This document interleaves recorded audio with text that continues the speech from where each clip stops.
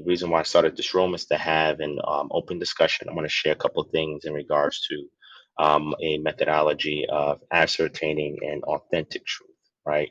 How do we come to a truth that is authentic, one that is well reasoned, and one that can be validated outside of the individual making the claim, right? Because in a lot of the rooms that I've been in as of late, again, most of them, not all of them, and the individuals in them, most of them, not all of them, seems to be debating about a dogma in which they themselves did not decree and they themselves are a victim of, right? And they become these parrots that are regurgitating information and ideas that has not been well reasoned by the individuals who are promulgating it, right?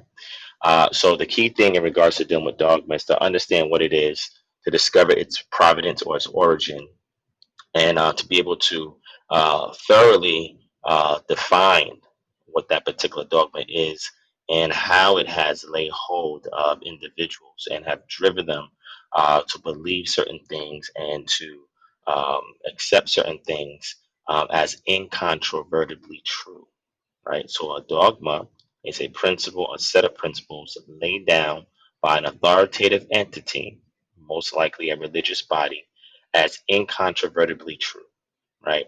This is similar to the papal bulls that were being issued by the Pope or the papacy in the Roman Catholic Church. And these are decrees that are put out that is to be accepted by everybody that is under the auspices of rulership of that religious body. The decree goes out by a religious body organization. And again, we first seen this happen with the Roman Catholic Church. And then later on, we see it happen with other religious bodies and religious groups. That a decree goes out in the particular stance that is set down as standard belief and something that should not be challenged because the head of this authoritative body has declared that it was a revelation from the divine, and therefore everybody under the auspices of the rule of this religious body are expected to accept it without challenge, right? And that becomes extremely unfortunate, especially now when those things that have been done back then are still driving and controlling people today, right?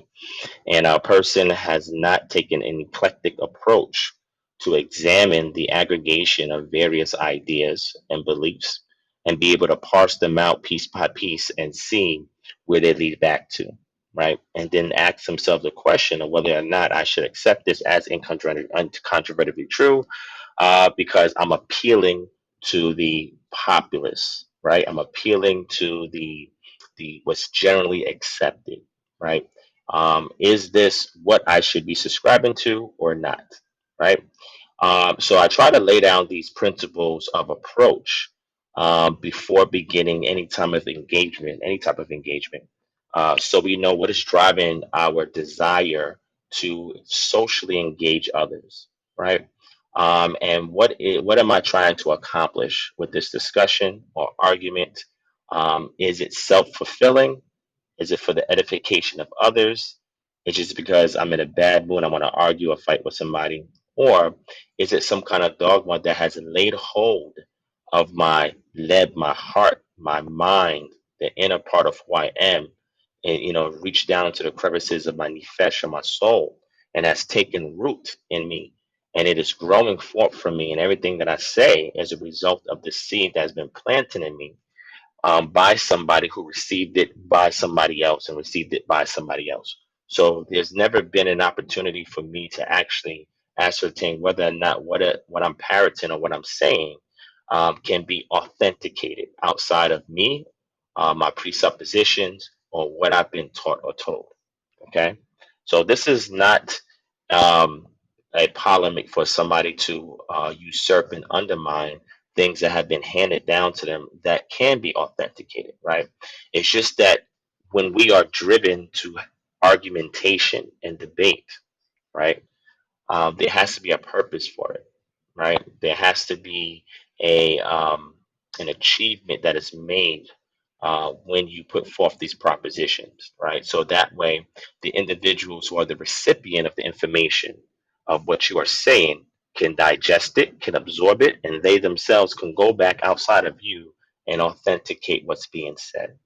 So it behooves those who call themselves teachers to train up others with the tools, the methodology, the sources, and the know how. So that way they can determine if what's being said is true, so that said leaders can be held accountable for the things that they say, and that individuals can think independently and autonomously outside of whatever religious body that they're attached to. Now, if their conclusions drives them in alignment with that religious body, then great. It worked out for them. But if it doesn't, right, does the buck stop there? Or is there more that can be done in order for us to get better understanding in the realm of religious knowledge that we are pursuing, right? So I say all of that to say Dogma has turned our people into fanatical zombies, right? They have an appearance of life, but whatever dogma has been set in them is actually eating them alive or has killed them in some way. So the objective of those of us who have the spirit of Ezekiel, right, when he has shown the valley of dry bones, is to speak life. And how do you speak that life into dead bones? Well, the spirit has to be involved, as we see in the scripture Ezekiel. Matter of fact, let me pull out the scripture real quick. Because when you're speaking to a zombie or a person who is spiritually dead and they're not aware of it, we have to speak with the intent to bring life, right? So Ezekiel chapter 37, starting at verse 1. The hand of the Most High was upon me, and he brought me out in the spirit of the Most High and set me down in the middle of the valley. It was full of dry bones. And he led me around them, and behold, there were very many on the surface of the valley. And behold, they were very dry. And he said to me, Son of man, can these bones live? So one of the purposes that I have, that I know I'm being divinely led, is that when I am speaking to somebody that I see who has been captivated by a dogma that has robbed them of life, the question is, can this person live? And then I would say to the Most High, well, only you would know. This is exactly what Ezekiel says. Then he said to me, prophesy over these bones and say to them, O dry bones, hear the word of the Most High. Right? So when we go into this and we look into it further, we have that word there that says prophesy, right? It's in the Nephil stem and it is in the imperative, right? So how do we know this? Well, in Hebrew, when you go back and look at the original word, you look for the diacritic markings, prefixes and suffixes and infixes to the root radical word. And those root radicals have three consonants, and that makes up what's called a triconsonantal root or a shoresh in Hebrew. If you go to BibleHub.com, which is a great free source in order to examine what is being said before you, you can type in Ezekiel chapter 37 and verse 4 in the search box. Once that's completed, you're going to see two rows. One is a blue row that has an abbreviation of various Bible translations. And then right below it is going to be a row with various tools. You're going to click on the one that says enter or interlin, right? When you click on that, it's going to parse out for you Ezekiel chapter 37 and verse 4. At the very top is going to be a series of numbers that's going to key it back to your Strong's Concordance. Underneath that is going to be a transliteration of the Hebrew word in English. Beneath that is going to be the actual word in Hebrew. Underneath that is going to be the direct translation of that Hebrew word. And then you'll see a couple of other abbreviations right below that. And what that's going to do is going to parse out for you all of the grammatical parts of that particular phrase and how it works together in the syntax of that clause, right? So in Ezekiel chapter 37 and verse 4, we have two clauses. How do we know that? Because there's a divider or separator between the words bones and these, right? So when you mouse over that portion that gives you the grammar, it lets you know that it's a verb in the Nephil stem, right? That means passive stem, all right? So he says, and again he said to me, prophecy to bones. Wayomer ele hinabe al hasamot. Right? So the Nephil stem is when the action is being placed upon the nominative or the subject. So the prophecy, this prophesying to me that the Most High is saying, is something that's fallen upon Ezekiel to do to the bones. Preposition is al means to, and then is your word there for bones, right? In the plural, right? So the key thing is this is fallen upon Ezekiel to perform. And then he's told, this is what you say to these bones. So we have to allow ourselves to be in a passive state to allow the Most High to prophesy to us. And what do you mean prophesy? To speak a word, to declare something that is divine in nature. Now, there's a great source if y'all are interested in prophesying and divination. It was not exclusive to ancient Israel, something that was well known in the ancient Near East. Prophecies was done all the time. Prophecies existed all the time. Matter of fact, in the scripture, when you go to the book of Numbers, you have the story of Balaam and Balak, and we've actually have uncovered, when I say we, I'm talking about the people in the realm of archaeology, have uncovered extra biblical evidence of a prophecy from Balaam that is unrelated to the Bible. So we know for certain that prophets did exist, right? And they represented a particular deity, right? In this case, if the Most High is the covenant deity of Ezekiel, right, then he is prophesying on his behalf to these bones that are dead, to our people who are walking zombies, to our people that have a dogmatic program in their mind that is driving them to say the things that they say to the point where they're overwhelmed with passion, and they say things so much and so vehemently, it's very difficult for the listening audience to receive anything because of the clashing. And it's like, well, what is driving this person, right? We can even get into the psychology of theology, right? And how that actually operates, and the test that was done to showcase what parts of the brain is active, right? When people are under this overwhelming feeling of emotion when it comes to religion, right? But he goes on and says, thus says the Lord God to these bones, behold, I will cause breath to enter you, and you shall live. And I will lay sinews upon you, and will cause flesh to come upon you, and cover you with skin, and put breath in you, and you shall live. And you shall know that I am Yah. The key thing to notate is that in order for us to understand that our purpose is authenticated is when the source of the words in which we speak comes directly from the patron deity in which we've coveted with. And if those words that we speak can captivate the minds and the ears of the listeners or the recipients, and we have them in that moment when we can speak a word to them, it must be something that edifies, right? Because through edification, you continue to captivate or carry or hold the ears of the listener so you can continue to breathe life into them, right? With your words.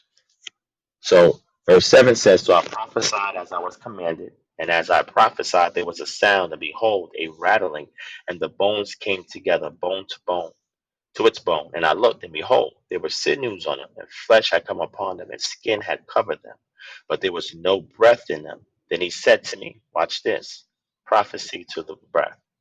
Prophecy, son of man, and say to the breath, thus says the Most High Power, come from the four winds, O breath, and breathe on these slain that they may live.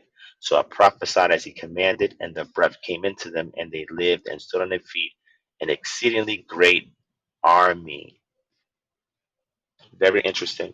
Going into that word, again, I showed you, you go to Bible Hub, you type in Ezekiel chapter 37 and 10 in the search box at the top. You click on the interlinear or interlin option, and then it parses out for you the entire verse. And then you're going to see there where it says, so I breathed into them and they stood. Then he says, I saw an entirely great army. Well, that word there for army is the word chayil.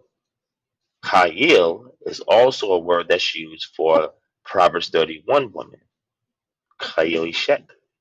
or the woman of valor, of strength, of efficiency, capability.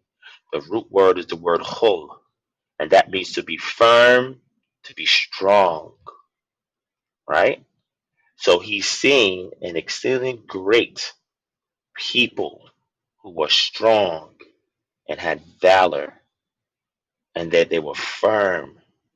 So the words that we speak to those who have become dogmatic zombies for what they believe is truth, we have to speak in such a way that we are rebuilding them from the inside out. And thus, in doing so, we have that obligation to be as truthful, as succinct, and as direct and accurate as possible. Hence, why a great methodology with tool set and sources are necessary in order to parse out this text for us to understand what is really going on within its historical context, its linguistic context, its contextual context. And then once we're able to reconstruct the domain in which this was situated, then we can do a one-to-one mapping to see how does it line up with the things that are going on with me in my life. And if I apply it, do I receive repeatable results? So it's the mindset in which you approach your studies with the tools, the methodology, and the sources. So that way you don't have to take anything for face value. In 2022, there's too many things that are available to us for us not to take advantage of it. So we must tell ourselves these things when we engage in conversations, because the people who are fanatical are like the rage that are in those zombies, right? That all they have is to do one thing, and that is to eat your brain, and go for your mind. So the scriptures is very clear. It says, "Gird up the loins of your mind." But what do you mean loins? All right, let's go ahead and look into see what that word means. Gird up the loins of your mind. And we know we're looking at that term, um, loins, right? It's an old term, right? It's something that goes from Middle English, nothing that we typically use today, but we're going to take a look at it so we can see the context and what this is saying. And it's always going to refer to something that is vulnerable, vulnerable, that must be protected, right? And we'll see that's very interesting when you see the narrative about Adam and Hava and Eve, Adam and Eve. You'll see that one of the first things that they did when their mind was opened was to protect the most vulnerable part of their body. Why? Why did they do that? Being naked. Why did they cover up the most vulnerable parts of their body? The parts that relate to their reproductive organs. So in First Peter chapter 1, verse 13, it says, "Therefore, having your minds sober, prepared for action, be sober minded. Set your hope on the grace to be given at the revelation of Yeshua HaMashiach." Key thing in here is your mind girded up. The King James says, "Wherefore, gird up the loins of your mind." Right? So you could do the same thing for First Peter chapter 1, verse 13 in the search box. Click interlin, and you're going to see the word there for loins. It's the word asphus, right? And asphus typically is the hip reproductive area, or the reproductive area of creativity, right? The part of the body that has generative power. So a lot of times you'll see in war and battles, and you'll see some of this in the scriptures as well. One of the ways to thoroughly humiliate an enemy in war was to cut off their phallus, because the reproductive organs in times past had high value. Being able to produce and give life was something that was cherished in value. Having children was something that was cherished in value. So in a battle, it's not only one thing to kill your enemy, but to remove the thing that has given him his creative power, is to nullify him even worse than if he was buried with his entire body intact. The same thing was similar about the cutting off the head of the enemy, right? So that is a part of the body that is vulnerable. Your mind is vulnerable, right? So it must be girded up. It must be braced and ready for action. It must be preventive place measures must be put in place to prevent it from being hampered from achieving the goal that you seek to accomplish, right? So that's important. So understanding that these things have seeped into our psyche and that they're the things that are driving us to be fanatics for what we believe to be true. Are we truly defending something that is authentic? That is something that we have used our own reasoning by means of our spirit to determine whether or not this is something that sits well and bodes with me well. And if it does, what is the purpose of me conveying it to somebody who may believe otherwise? Right? So, getting a little further into that, there are particular dogmas that have been issued and or that has been established that is pervasive in Judeo-Christianity. Right? It's a number of them. Right? So, in order for us to actually determine what these things are, right, a good way to demonstrate that is an open dialogue or discussion with those who disagree with your particular position. And you will see over time when you start to have various sources on your hands where these ideas or thoughts that these people are sharing are coming from. What is the source for this, right? They may believe, unbeknownst to them or innocently, that it's something that's coming strictly from the Bible or from my faith or what I believe. And in some cases, that may be true. But in other cases, these are things that have been created, thought forms that have been created, right, through the means of ideation, right, that has been promulgated in order to keep people in alignment with particular religious bodies that are in power today. Hence why you have the term denominations that exist, right? And almost every major religion has various denominations within it. Okay. So understanding this, hold on, let me do this real quick. All right. So understanding this, one thing that I want to share with you and everybody that's here is how do you approach your study so that way you can ensure that what you are learning is something that is authentic. Okay, how do you do that? Well, I'm going to share that with you now. As you can see pinned at the top is my Patreon page, right? So people who ask, hey, how can I support you or support your ministry or what you got going on, I always refer them here. Why do I do that?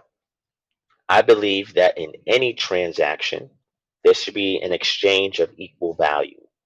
So if somebody wants to donate to a cause, especially if it's something that I subscribe to, something that I am sharing and supporting, I want to make sure they get something of equal value in exchange because a person is investing their hard-earned money to ensure that the cause that you are upholding is successful.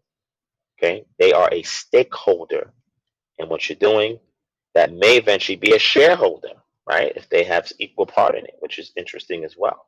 So, what are you giving them in exchange for that? Just good information?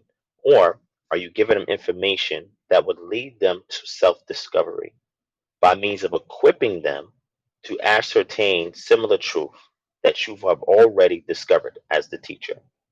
So, with my Patreon, I have a wealth of resources that are on there that as I speak, as I teach, as I share, right, as a student first, before a leader or as a teacher, I'm always a student. I do so that in my endeavors of research, I can save people time to go further than where I have gone. And that is the objective. If I'm unable to teach a student how to teach me, I have failed them. And that is not my objective, right? So the question is, how do we start? Well, you first want to start your methodology or your approach to the text by asking a problem question. Typically, if you understand something, even if it's at face value, You won't truly question it, right? You won't go back and ask questions. You won't do that. Typically, what happens is you'll find something that presents a degree of difficulty, right? And when that degree of difficulty arises, then it's like, okay, what do I do from here? How do I approach it? Where do I begin? Well, a lot of people then tend to rely on their presuppositional knowledge, which can be good because it leads you to a hypothesis, a hypothesis, right? Which is what they call an educated guess, which means, okay, here's something I haven't encountered, something I don't understand too well. But if I was to extract from my previous knowledge, my previous research, my previous study, can I wield anything from that in order for me to unlock this conundrum that is set before me? Can I do that? So what you'll do is you'll take an educated guess and trying to give your take based on where you're currently at to derive an understanding of what it is that you are reading. But if you want to go further, how do you do so? How do you go further so you can get that understanding? And this is how, when you take this methodology that is going to be provided with you very briefly on tonight, you can begin to unravel things for yourself.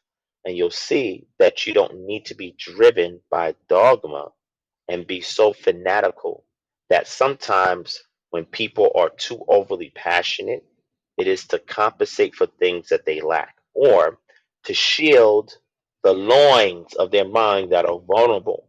That if the right person asks the right questions, they can see the source of the root of where this is coming from.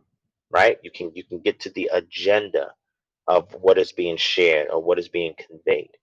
So people do things to cover that up. Sometimes people are on shaky ground, right? But if I can disguise it, if I can veil it, then you won't be able to see that. And sometimes with the overabundance of wordplay, that can be done, right? So what we're going to learn is tools and ways to unravel things yourself, right? Sometimes when things get bunched up, you have to take it out one thread at a time. You have to unravel it, right? And then once it's unraveled, then you can treat each individual thread so that you can put it back together and it would work as intended. So when you do encounter this difficulty, you'll be able to dive into it. So what I'm going to do on tonight, so that way this is a little bit more this lays hold even deeper, is invite anybody up to the stage that would like to have a discussion, share a question on something that they may have some difficulty with. And let's just see if we can do a freestyle approach to the passage and or the particular thought form that has caused them some difficulty, right? That is somewhat of a Rubik's Cube. And they want to know, how do I get all sides to face the way they're supposed to? How do I do that? How do I begin to start twisting and turning so I get it the way that it is intended to be, which is evenly spaced on all sides, same color on all sides, right? Everything is straight and properly aligned. How do I begin to do that for myself? So I'm going to give you those tips. So if anybody wants to come to the stage, I'm definitely going to open up the stage for discussion and inquiries, etc., with the goal of how do we begin approaching these things that have given us difficulty without having to rely on somebody else's idea. How can we discover truth for ourselves? Okay.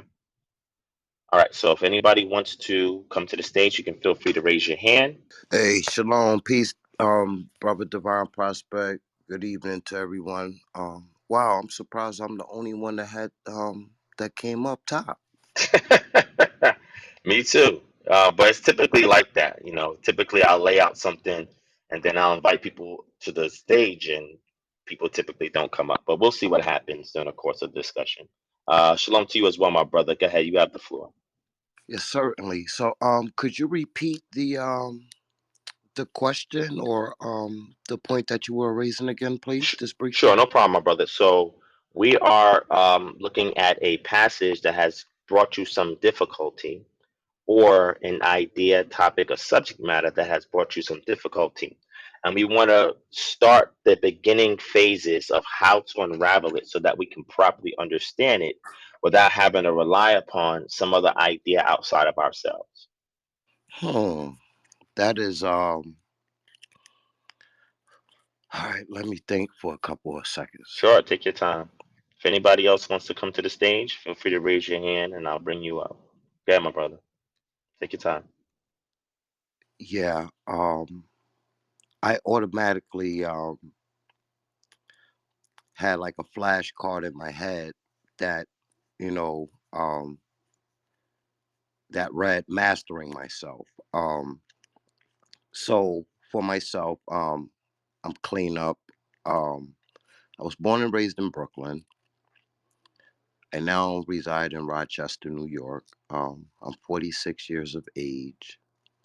And even at this age, I realized that a lot of times I hold my emotions and how sometimes I really feel about things. I keep them inside. And for me, it's a little bit toxic because it just festers and festers. And then when I let it out, it doesn't come out in the best tone that way. So, in some ways, I feel like I have anger issues. Um, when by nature, like I'm really a calm person, I just feel that a lot of times it's just the thought of being personally attacked when it's not even personal at times, stems from my childhood. So for me, um, I guess it's my idea. It's not that anyone gave it to me, but I'm pretty sure someone somewhere has thought about it and executed it. I basically get to the root of the issue. And because it's kind of like, planting a seed, and then that plant, that tree, or whatever it is, it grows. But if you don't tend to it the right way, it's not gonna bear you with, you know, you thought that you would get. So you're only gonna get what you put into it. So sometimes with me, I would just simply look at a plant, which is myself, and some issues, and I would just pluck away like the dead leaves, and just trim it, make it look pretty. So from the outside looking in, my life seems like it was complete, that I'm happy. But meanwhile, I'm a plant that's dying inside. So I realized that versus trimming, I just pretty much uproot the whole plant and replant it, like put a new foundation on things, when I resoil, and so that's how I look at it. Like I kind of tend to examine nature, in a sense, like, like I have a cat, and I took her to the vet like a month ago. She's an indoor cat. She never goes outside, and they gave her a clean bill of health. And you know, he basically, like, cats are very clean, you know. So it's just I say that to say that we all have individual faculties that are similar, but we all are unique in certain ways. So I guess that's the idea that's of my own, is for me, I have to uproot the plant. I have to get to the root of it. For some people, they may already know that the soil is bad, and they make better choices. For me, sometimes I just plant a seed and just think that that's it, and supply it with a little bit of water, and hoping that everything else just happens. So I kind of go with the flow. Or I'll give it some water, the sunlight gonna get it, and everything's gonna be fine. But meanwhile, there's other things that come with it, like actually communicating with the plant, you know, really tending to it, making sure that it's comfortable, because it is a breathing life. So that's how I figure, like, for myself. That's how I kind of try to um approach things. I'm not always accurate with it. It's a learning process. Um, and I think a lot of times what's missing in my life to help guide me is sometimes just, you know, being like really righteous again. Because there was a time when I was into a certain discipline. I left it because I came across information in these stages of my life, and I was like, wait a minute, I don't think I want to like practice Islam anymore. I was like, and it's like ever since then, not that things been downhill, it's just that there are certain disciplines that are needed for me to make sure that I plant a seed in some good soil to begin with. And so I'm just glad that I came here. As soon as I got on the stage, came to this room, it was 11:11. It was synchronized. So it was meant for me to be here. And I really look up to you because you're like one of the most intelligent brothers that be dropping the knowledge. Um there's so many of you, but you're you're different. Like, you're different than the others, you're like, your calmness and your humility, I envy it, so I wish you can bottle it up and sell it.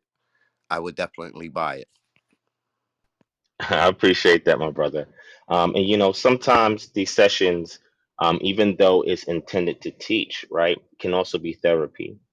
And it's unfortunate that sometimes in conversation, people try to share those elements of themselves which are vulnerable, right? That they actually do want to put out there. Because sometimes by sharing it with somebody who is actually interested in listening, right, can be therapy in itself, right? So I appreciate you for sharing that. And again, the cause of what you're doing is trying to uproot things, right? And sometimes we got to realize sometimes our roots may grow deeper than the pot that we've been planted in, right? And that could be cause for us to be transplanted. Or sometimes the soil may not have enough nutrient, right? Sometimes the leaves have to be pruned, the ones like you said that are dying, so that the parts of ourselves that is the most valuable, the stump, which is the source of the nutrient of the tree or the plant, is not abolished or destroyed, right? So, with your background, like you said, sometimes there are things that are triggers for anger, right? Even though that may not be something that is natural to us, it is something that we have adapted to or taken on because of things in our environment, right? Sometimes it could be the fact that people may not listen to kind of hear what our concerns are, or people are not considerate or sensible based on the things that we're saying. Because every time somebody speaks and they say something, the words are telling a story, right? More than whatever picture that they're trying to paint for you, right? So I appreciate you sharing that, and I would say to you, my brother, the purpose of your whatever that endeavor is, that journey that you're on, is for self reflection, right? And I'm gonna give you something that's really good, right? I have a lecture. It's called Meditation by the Book, right? Matter of fact, I'll post it in the link so that way anybody else who's interested in it, they can take a look at it as well. And I think that if you do this, what's prescribed in there, that I believe that you'll be able to uncover more of what is driving you, right? Because this is something that was done biblically, right? And the thing is that a lot of us don't truly understand what meditation is, right? We assume that we do, right? But a lot of times that idea or concept of meditation that we conjure up in our mind comes from Taoism, right? So Taoism is from we call it Far Eastern belief system, right? In regards to harmony, balance, we think of yin and yang, etc. But its method of meditation is typically what we have embodied today in our community. However, for those who adhere to what we call the Bible, right, there's another prescribed meditation. And the key thing about anything that you execute, that you learn in the text, is for consistency and that it yields those results that are able to make changes and solve problems in your life. Because whatever you grasp from here, if it cannot fix an issue, solve a problem, or bring an in-depth understanding of your function within the environment in which you live, where you're going to a state of actualization, that the information, you're not just reading it to retain it, to regurgitate it, but you're reading it to absorb it. And that information helps to make sense of where you fit in your environment and the environment of within, right? The things that are within you. The scripture talks about a man not being able to rule his own spirit. How can he then rule a city if he can't rule his own spirit? Right? So those war that's going on within internally and in your environment, the information is supposed to parse through that and give you clarity so you know either how to approach it, how to accept it, which is the most important thing. And I think that's the most difficult thing for us is acceptance. But acceptance is not, okay, this is happening. It's adverse. I don't like it, and I'm happy with it. No, acceptance has nothing to do with your happiness. It can lead to happiness, but it has nothing to do with your current state of happiness. Acceptance is the information will teach you. Great example is David, right? David is the king of Israel, and he's walking through a crowd with his soldiers, and there's an individual that is spitting at him, and his armor bearers is like, man, yo, just give me the word, man. I'll take this guy's head off, right? And this was somebody who was associated with Saul or Saul. And what did David say? Yeah, go ahead and cut this dude's head off, man. Nobody should be spitting at the king. That's disrespectful. He said, no, leave him alone. Why are you interfering with the Most High's will? Now, that is deep because this does not exonerate David from being a warrior, because when the time called for it, he went to war, he went to battle, right? But in other instances, he had a relationship with the Creator that he understood his will. The psalmist says that Moses knew the ways of Yah, but the people only knew the acts. And the problem is when the information that we have, how we execute it, so it shows us Yah's will in a situation, whether we have anger, whether we have depression, whether we feel abandoned, whether we feel that we're not valued. When all of these feelings and emotions come upon us as people, right? What are we exacting from the text that is able to give us that sense of acceptance that, okay, you know what? This is happening for a prescribed reason. I'm going to understand why it's happening. In order to do that, I need templates. And the templates that I extract from out the text, I modify them so it can suit my particular situation. So that way, when I apply it, I yield the same results now that they did thousands of years ago. That axiom, that universal truth that spans across generations, that no matter where you apply it, it yields results, is what this text is conveying to us today. And sometimes we only utilize it in a dogmatic fashion to debate, to argue, and to showcase that I have the truth and you don't. When you don't realize that is not how you dispense life.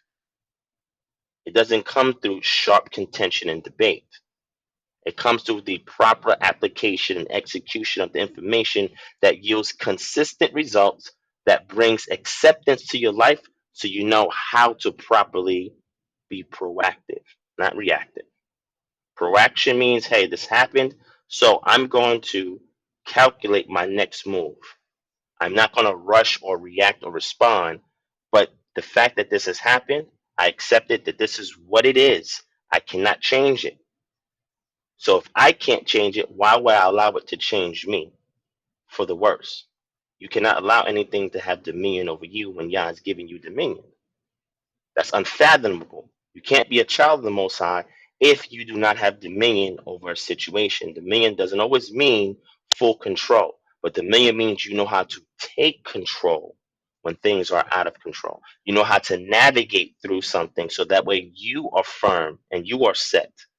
So that word in Hebrew, the word for faith, is the word imunah. And that literally means to be firm, to be settled. And that is how we have to be when the waves come against us, when we're navigating through life? How do I drop that anchor when I don't need to waver this way or waver that way? So in this particular lecture, I go in and I show everybody in the lecture what is biblically prescribed meditation. And what that is, and I created a phrase to kind of simplify it, is musing over your murmurs at any moment to melodies. M. Meditation is musing over your murmurs, and you do it at any moment or prescribed moment, totally up to you. And the purpose of that is sometimes when you do it to melodies, it flows out more. What do you mean muse over your murmurs? What are you talking about? To muse is to go into deep contemplative thought about something. A murmur is when you are speaking under your breath, like you're at work, boss is getting your nerves. You can't shout out that you don't like them or whatever name you want to call them, so you do it under your breath. So typically, when people speak under their breath, that is where the real truth lies. The murmurs that you speak is where the truth is at. So when you go into the word for meditation in scripture, you'll see murmur and you'll see musing. Musing over your murmurs. So it is a state that you put yourself in where you allow the truth, unadulterated, unobstructed, to flow straight from your heart. And once you let it come out, the things that's on your mind, your leb in Hebrew, the heart is the mind. Once you allow it to flow out, you do so with no hindrances. That's why typically this is done solo, but it can also be done if you look at the definition with others as well. But for solo purposes, you are pouring out what's in your heart to Yah under your breath. You're saying in a low tone under your breath, and you're allowing everything unfettered to come out. And as you are saying this and pouring this out to Yah, you are going into deep contemplative thought about the things that are in your own heart. And now, through the process of murmuring and musing, Yah brings clarity. Where do we see this happen at? All throughout the Psalms. The psalmist, when he is speaking, is musing over his murmurs. And you tend to see that towards the end of the psalm, he comes to a conclusion. Ecclesiastics, it's very clear. Hear the conclusion of the matter. Fear God and keep his commandments, for this is the whole duty of man. And you'll see the psalmist, no matter what comes out of his mouth, what he says, he writes, there's always a conclusion. And that conclusion is the state of acceptance that he needs to move to the next stage, to take his next step, to make his next move. So I want to share this with y'all to hopefully it can help somebody that is going through. And it can bring additional therapy to those who are looking for that. Because sometimes you get on here, sometimes people really be looking for therapy through information, and it is possible you can receive it. But because of so many sharp contentions and everybody having some kind of ego that they must validate in order to compensate for other things that they lack, you can sometimes get into a room where somebody's able to provide that clarity because there's no agenda to try and convert you to anything. There's no purpose in trying to shame you into believing what I say is true. For what? That doesn't bring me shalom or peace at the end of the day. That doesn't make me feel good. If I have to come into a room to argue, debate, to feel good about myself, then I don't feel valued by my creator. Forget anybody else. Do you feel valued by your creator? Because if you do feel valued by your creator, then there's no need for certain types of behavior. You're able to rule your spirit. You're able to maintain your sanity in the midst of confusion.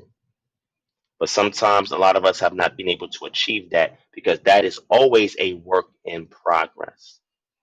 Being able to maintain that zenith or that peak requires diligence, effort, and discipline. So even me, I'm still a work in progress. I've been to those mountaintops, like Martin Luther King have said, but when you go to those mountaintops, that's no place to settle. Mountaintop is not designed for you to live there. It's designed for you to go to achieve that climb and then descend and move towards the next mountaintop. So you have to descend. And the reason for descent when you're on a mountaintop because the air is much different there than it is down below. We were not designed to sit and live on top of the mountaintop. So when we experience that achievement of getting to the mountaintop and being able to see things, having a greater perspective of my situation, that's the purpose of the mountaintops. This is why temples was built on mountaintops. Why? So that way those who climb the mountaintops, they believe that when those mountains pierce through the clouds, you are piercing through the realm of the gods. And the clouds bring the gods to the top of the mountain. And it's at that point do you convene with the gods. That's why when Moshe went up to the mountain, he spoke to the Most High. You see the term Ha Elohim used there, very interesting. But then when he comes down and descends, his face, his countenance has changed because some kind of revelation was given to him when he was at the mountaintop. It's very important, right? So, with that being said, I appreciate you, my brother. If you can think of anything else, another scripture, something else that you see that you may have difficulty with, that you yourself want to know, how do I approach this in order to extract something from it that may be veiled because it's difficult. Typically, the most difficult passages has the biggest gems, but we tend to gloss over it because of the difficulty in which we try to solve that Rubik's Cube, and we just after a while just let it alone. We stop wrestling with it and we just leave it alone. And then sometimes that could be the main thing that drives people away from their subscription to what it is that they believe. And it just takes time with you learning the methodology, the tools, and having the sources at hand. And sometimes you may need to be coached through it the first couple of times, but then afterwards, only through self-discovery does a person truly exhibit change. Because if somebody's doing it for you all the time, you don't feel valuable. You have a codependency on an individual in order for you to achieve something. And sometimes codependencies are important, but not for every minute thing in your life. Sometimes we have to put our big boy pants on, or as women, pull up our lady skirts, and we got to get the job done ourselves. One thing about ancient cultures is that the men in ancient times, pre-exilic times, pre-exilic is the Iron Age period, was the Iron Age period from 1200 BCE all the way to about 587 BCE. That's the Iron Age period in Israel. Nobody was wearing pants at that time. Men didn't have pants. Women didn't have pants. People say, no, what you talking about? The deal was wearing pants back then. I said, no, they were not wearing pants back then. Matter of fact, we have images of what these ancient people looked like. No, none of them had pants on. They had undergarments on. That's what the term uses, breeches, which is a bad term because it's Old English, right?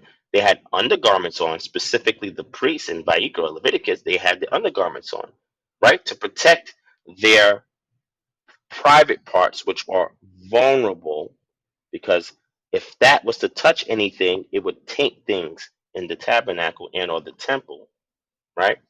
But they had long robes on. They had tunics on. So why am I bringing this up? Because if there was ever a time of going to war, they knew how to strategically tie that tunic so they can give their legs the flexibility to move so they can engage in battle. So we also have to learn to do the same thing. So when it comes that time to actually fight the good fight, we have the right tools at our disposal that we can gird our loins up. We can tie that tunic up so we can then be prepared for whatever comes our way. And that is essential in order for us to navigate and progress in this walk. So I'm gonna go ahead and post right now if anybody interested, if y'all wanna see the link to that lecture. It should be up at the top of the room. Make sure you click on it, save it, and check it out for yourselves. Okay. All right. Does anybody else want to come up to the stage and share, ask a question, tell us what difficulty that you have perusing through the text, what approach you take to try and solve that issue or that difficulty? Whenever you start your methodology, it always begins with a problem question, right? Problem question. And the problem question is, well, what is this? Why does it say that? What does this mean? And once you know how to approach it and how to address it and how to yield results from the process that you put it through, that's when through self-discovery that you will actually exhibit change. Ah, I got it now. Oh, okay. I understand it now. Oh, I didn't know that before. Man. And I was able to do it myself. I feel so proud of myself, you know. And you're grateful that the Most High allowed the Spirit to guide you in the process of you unraveling this information, right? Because He has His Spirit within us. Sometimes we don't tap into it.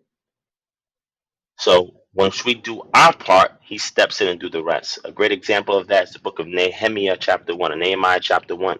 We had a situation that's going down. I tell people all the time about templated prayers.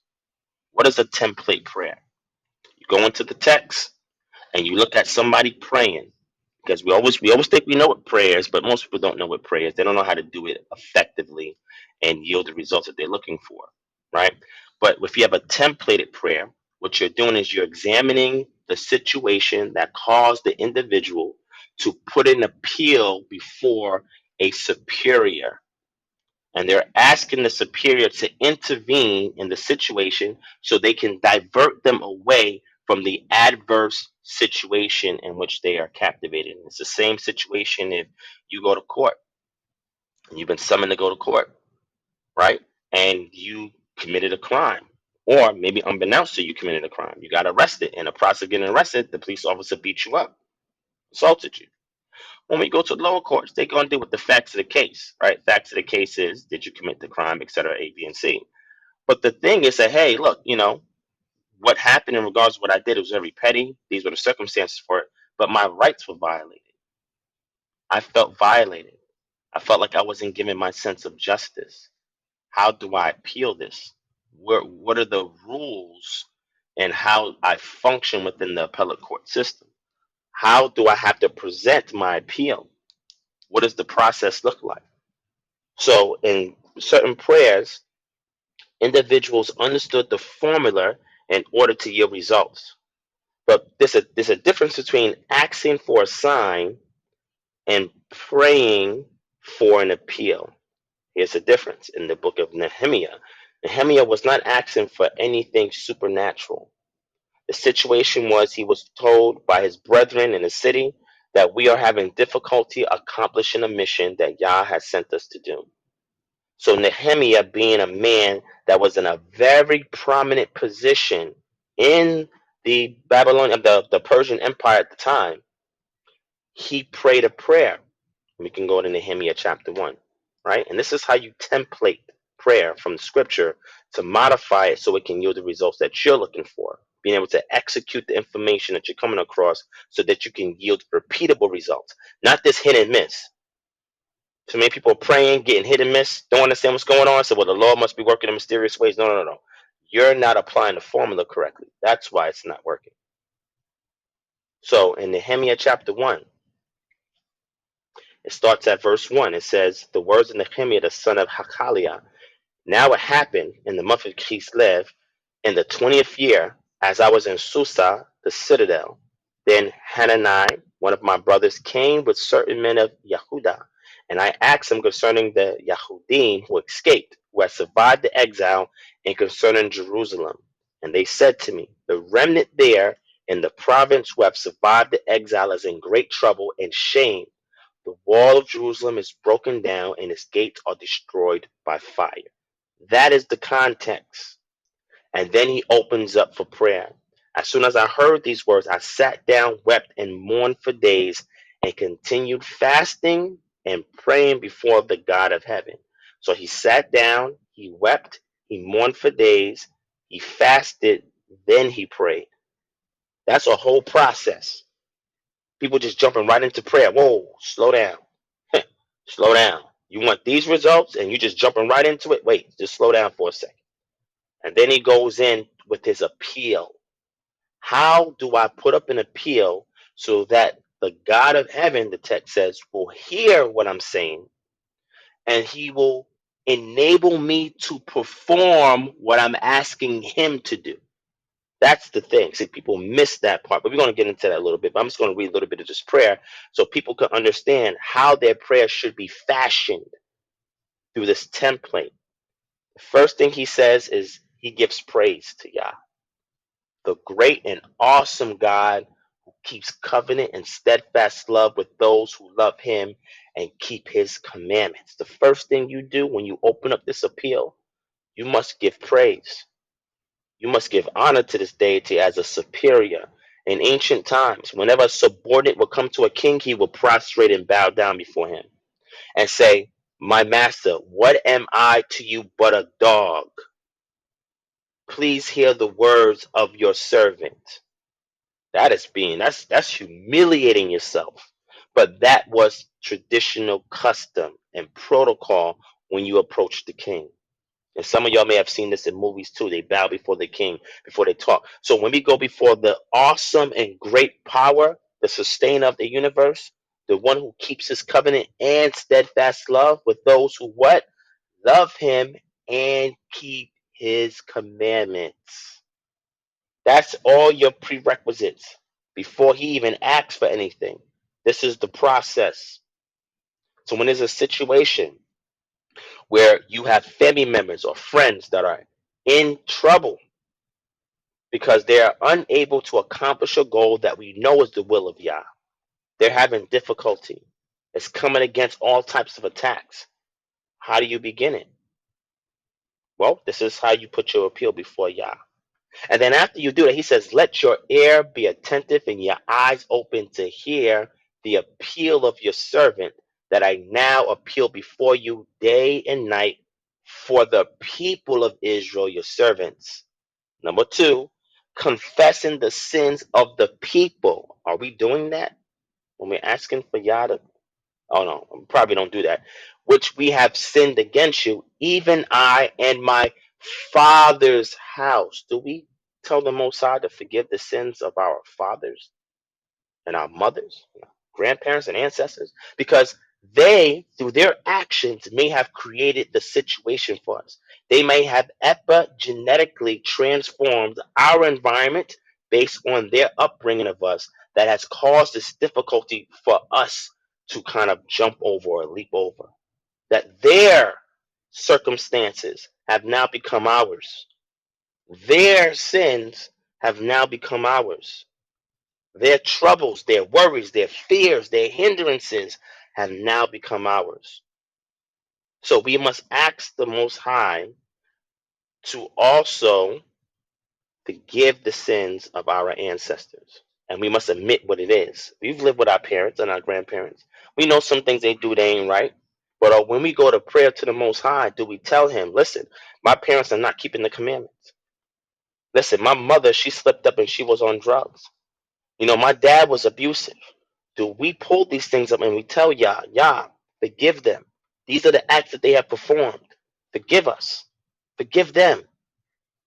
He says, "We have acted very corruptly against you and have not kept the commandments, the statutes, and the rules that you commanded your servant Moses. Remember the word that you commanded your servant Moses, saying, if you are unfaithful, I will scatter you among the people." So we must also, as we pray, use scripture as reference. This is what he's doing. You can only hold Yah to his word, to the things that he has said. And he says, "If you're unfaithful, I will scatter you. But if you return, if you shub, if you turn to me and keep my commandments and do them, though you are outcast, are in the uttermost parts of heaven, from there I will gather them and bring them to the place that I have chosen to make my name dwell there. They are your servants and your people, whom you have redeemed by your great power and by your strong hand.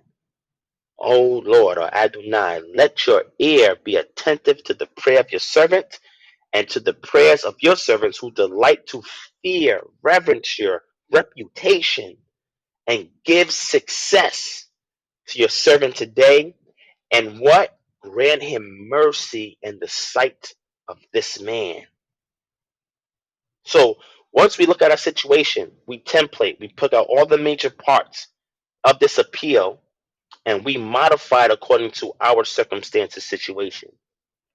And when we yield that up, now we will receive the enabling power to go forth and accomplish the change that we're asking him to perform.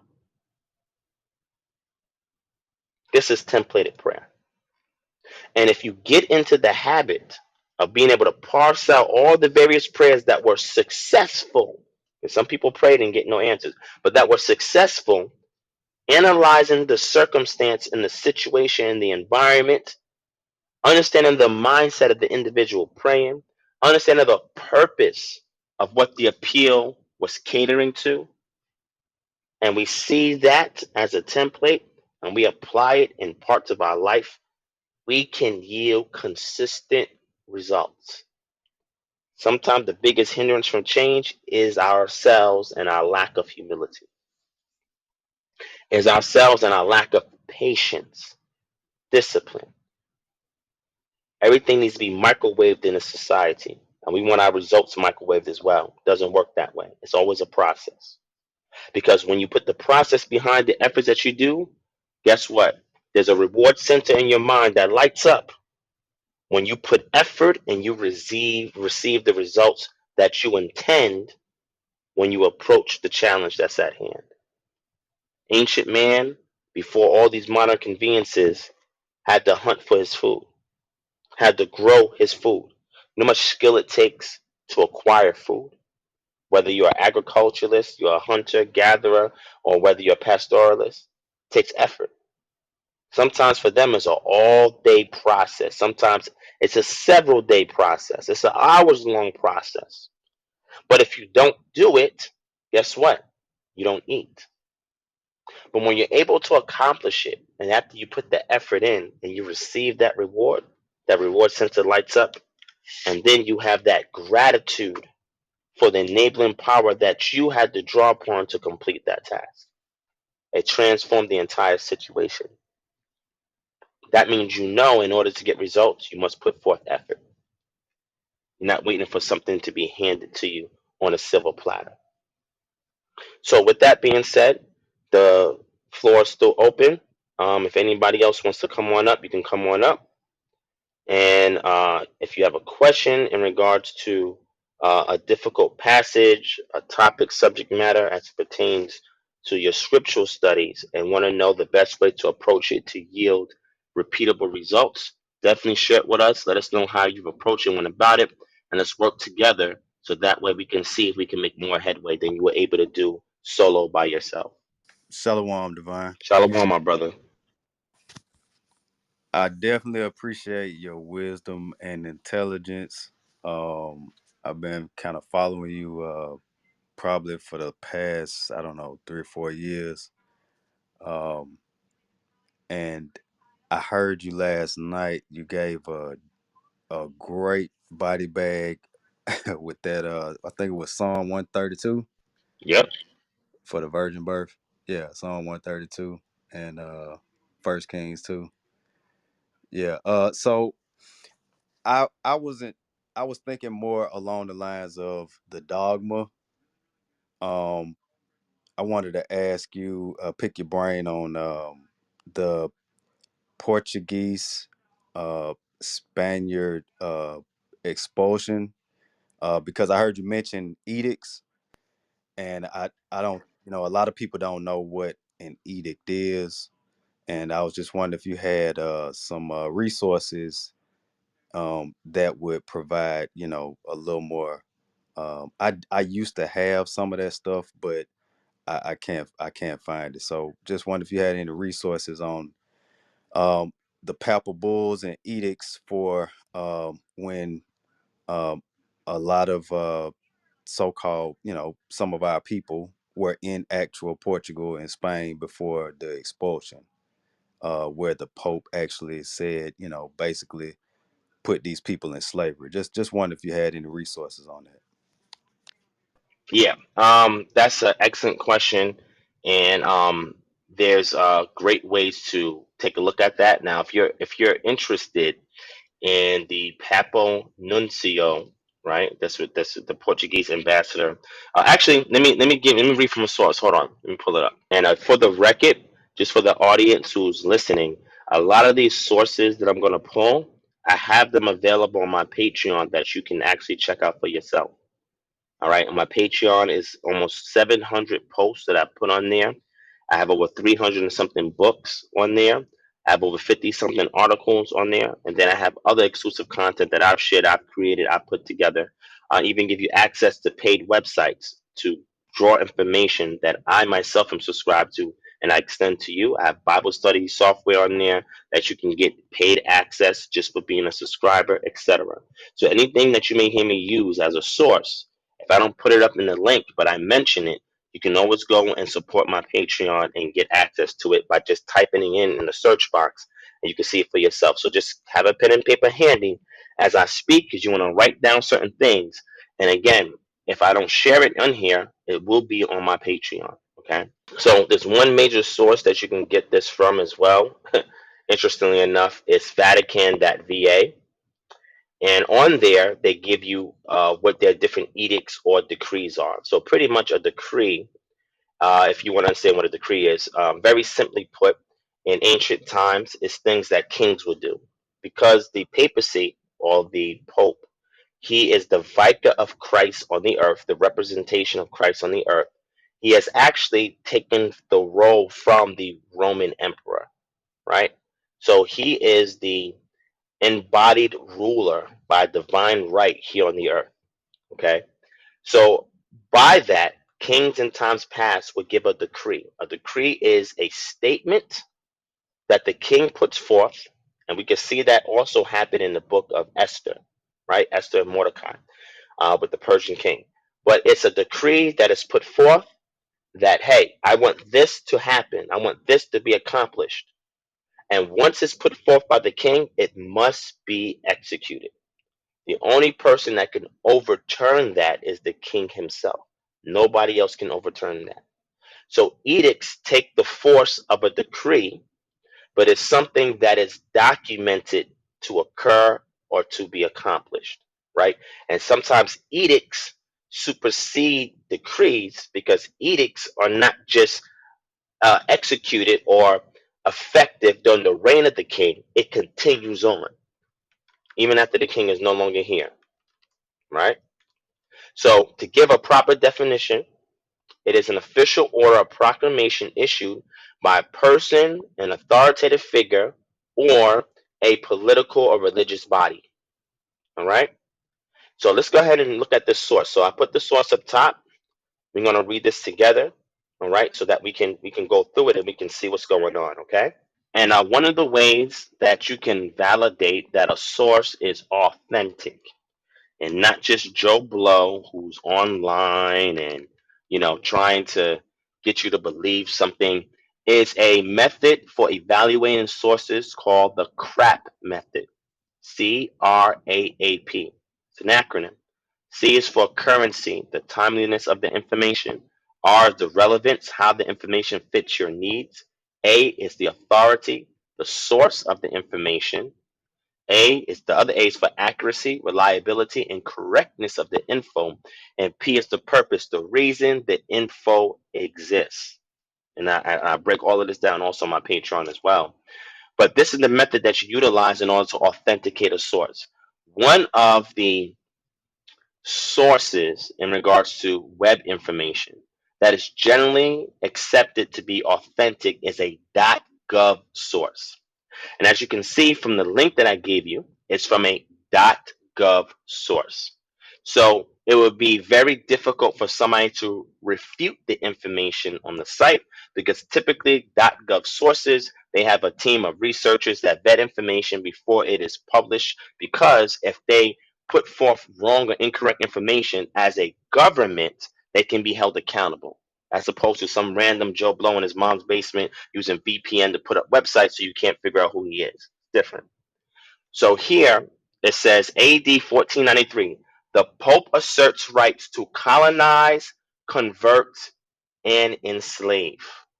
Pope Alexander VI issues a papal bull or decree, the Inter Caetera, in which he authorizes Spain and Portugal to colonize the Americas and its native peoples as subjects. The decrees asserts the rights of Spain and Portugal to colonize, convert, and enslave.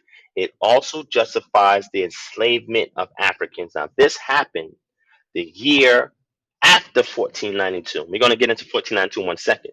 But I'm bringing this up so that you can hold this in your mind, because this enabled the Portuguese and the Spanish to continue their ostracization and their persecution of the peoples in whom they exposed. So there was groups of Moors, Jews, and some of the Moors was Muslim, right? They did subscribe to Islam.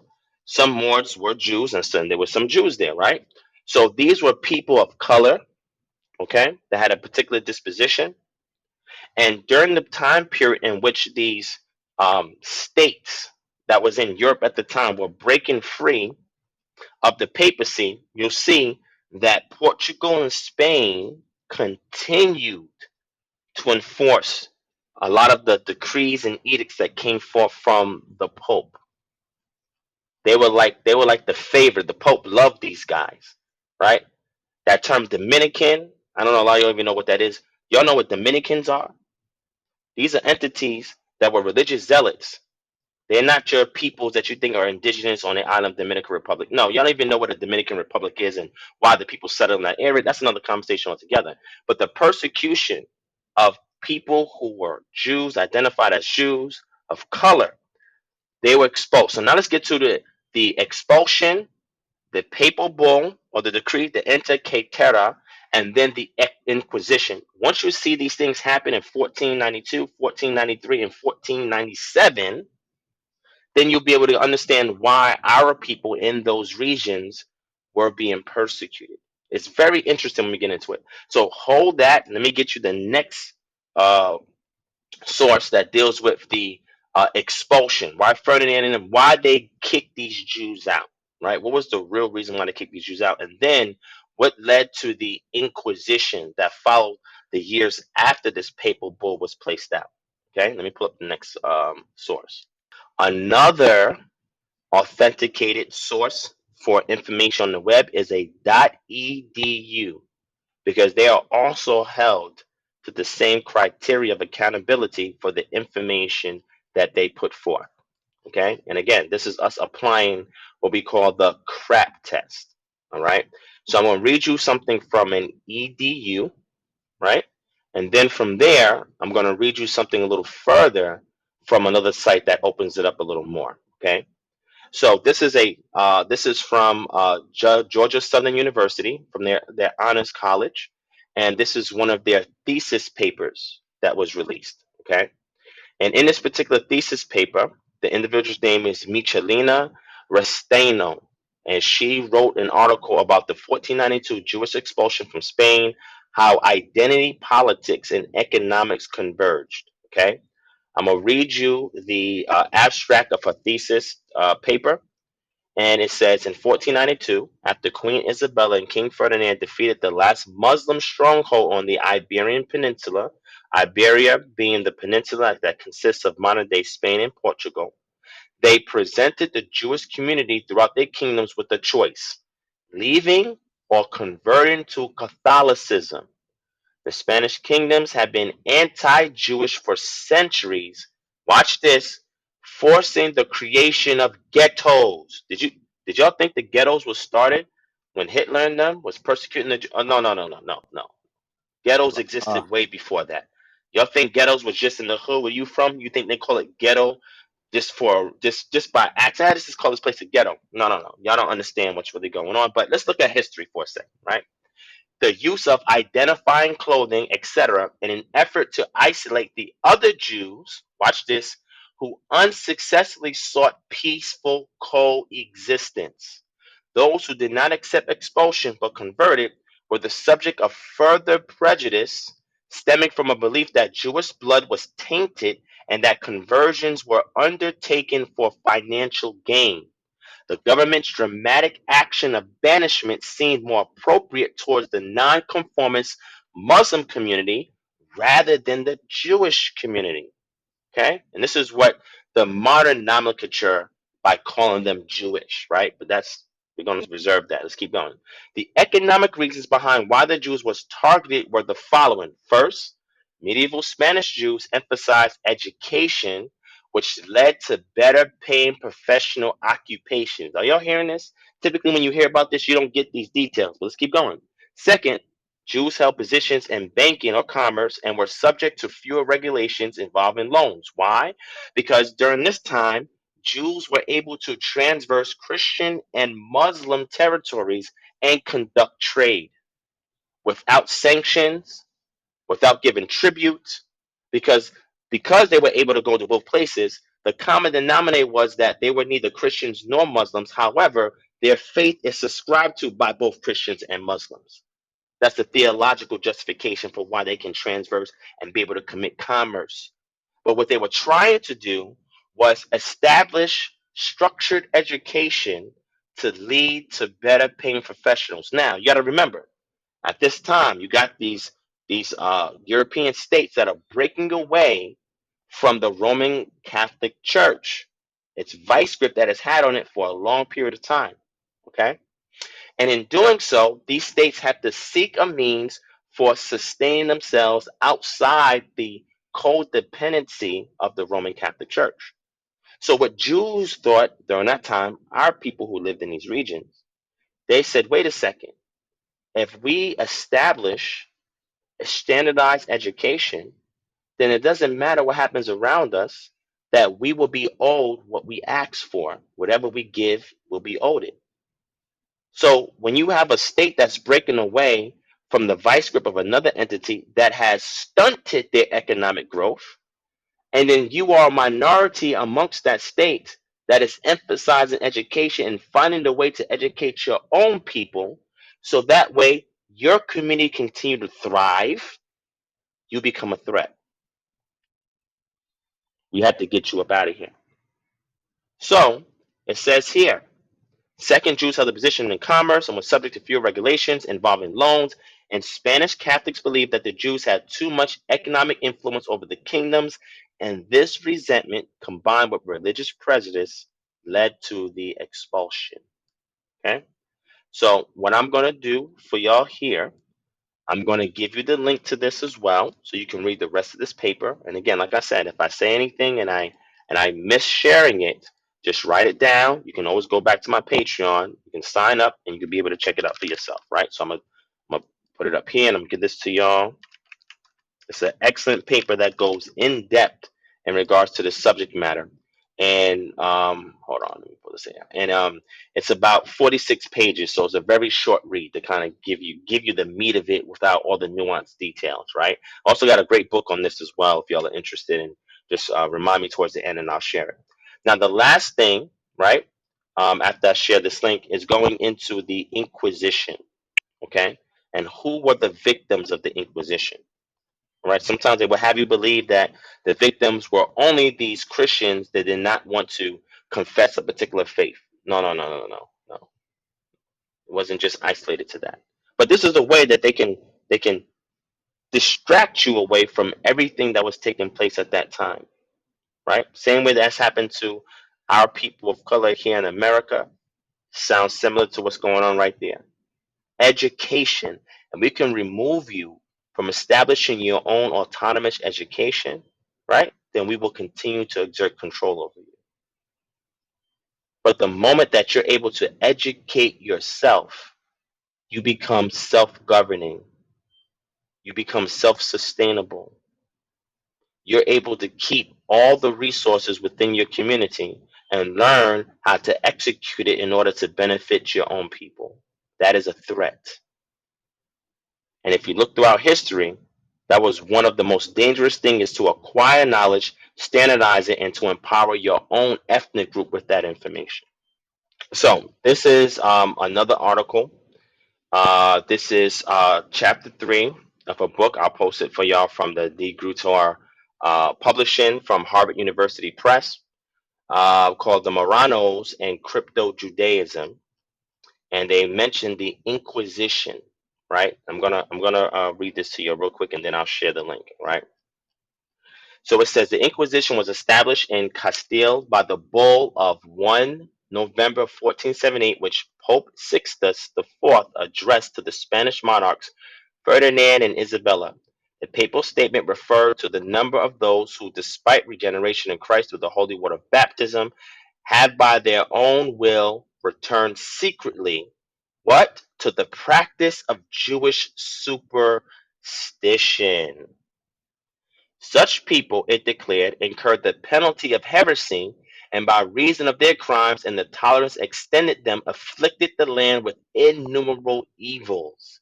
It authorized the sovereigns to appoint 3 bishops or other suitable men with full powers as inquisitors of heresy in every diocese and city. 5 years later, the jurisdiction of the Inquisition was extended to Aragon. From this small beginning arose the Spanish Inquisition or Holy Office, the main motive of whose foundation was the eradication of crypto Judaism among the conversos, or the new Christians or nuevos cristianos of Jewish descent. Now, this is very important because I'm glad the brother brought it out. I'm going to read another article for you guys that I think is very important so you can see how does this relate to us. Some people say, oh, those were quote unquote black people. Say that had nothing to do with us. I'm going to read you an article that shows this connection. But let me finish this short part right here. All right. The new Christians or Nuevos Cristianos of Jewish descent. Although there had been earlier types of Inquisition in medieval Europe, including several regions of Spain, this one developed into a unique bureaucratic organization that achieved an extraordinary amplitude and penetration in the Spanish kingdoms. Eventually, it evolved into 21 permanent tribunals, 14 of which were located in peninsular Spain and the rest in the Mediterranean, Atlantic, and American possessions of the Spanish monarchy. In addition to its salaried officials, who were largely clergy, it had a considerable number of unsalaried agents. Now, I'm going to leave that because I'm not going to read the entire article for you. But again, it'll be available to you on my Patreon. Matter of fact, I could grab the link so I can show you the source of it. It's an article that I actually had to pay money for. But on my Patreon, it's available for you. But I'll share the link so that you guys can have it. But I want to read to you this other article that connects this. Remember those terms, the Moranos, crypto Judaism or crypto Jews, the Inquisition that happened, the expulsion, and the Inter Caetera papal bull or edict. All these things are extremely important in centering the historical events that occurred that drove these Jews into various places of the world to escape this persecution, and one place being on the west central coast of Africa. Now, I'm going to give a source and I'm going to read an article. I'm going to give a book and I'm going to read an article. Okay. Now, there was also a term that's coined and it's called Luso Africans. Luso Africans were believed to be these expulsed Jews who came onto the west and central coast of Africa. And these men took indigenous women as their wives and produced children. Okay. And therefore penetrating this bloodline through the male into the motherland of Africa. Okay, and there was several of these communities that existed. Okay, so I don't want to get into the other waves that came from the east. That's another conversation. But we're just dealing with these expulsed Jews to see where did they go, how did they penetrate parts of Africa, how did they amalgamate in with the locals, and then from there, right? How did they come over here to the Americas? That's another interesting thing. So I'm gonna read for you a source. Very, very interesting source. I'm gonna read for you a source. Actually, I'm gonna put another source in here. Man, this is I wasn't even expecting to talk about this, but this is good. Let's get into it. All right? Let me get into it. Is this beginning to answer your question, my brother? I don't know if he's still there. Khan, yeah, Khan. I'm definitely into it. I kind of wanted, people that don't know about this information to hear it because of your topic. Because I've been in some of these dogma field rooms too, and a lot of these people don't understand that the dogma they got was from the Catholic Church, and that's kind of why I wanted you to bring it out, and I knew you would bring it out. Yeah, yeah, and they're still doing an inquisition today on us when we in these rooms. You realize we're the most hated group in these rooms on Clubhouse. Yeah. The most hated group. You think that's by accident? Nah, it's a whole new inquisition that's going on, Con. right? Yeah. So I'm gonna read this article. I'm gonna read this article real quick. The second article, this portion actually is an excerpt from a book. The second one is an article by an individual by the name of Janice Levy. This is the book, and this book is called "The Portuguese in West Africa from 1415 to 1670: A Documentary History" by Malin Newitt. And then I'm gonna bring up a third source so we can go a little further into looking into these Luso Africans, right? So in this book, um, on page 74 and 77, it says, and again, the context is the Portuguese travelers along the Senegal River, okay, from 1495 to 1518 CE. Because I'm going to show you Jews there. And then when we look in Janice Levy's uh, um, thesis paper that she wrote, you'll see the connection. It says, in this country and in Mandinga, there are Jews who are called the Gaul, and they are black like the people of the country. However, they do not have synagogues and do not practice the common ceremonies of other Jews. They do not live with the other blacks, but separate from them, in their own villages.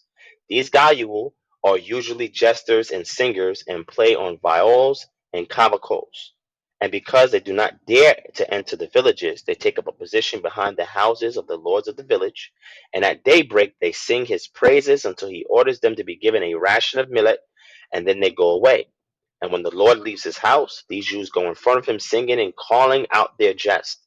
If the Jews did not know these jests, and if they did not greet the Lord in this way, they would not be tolerated by the blacks.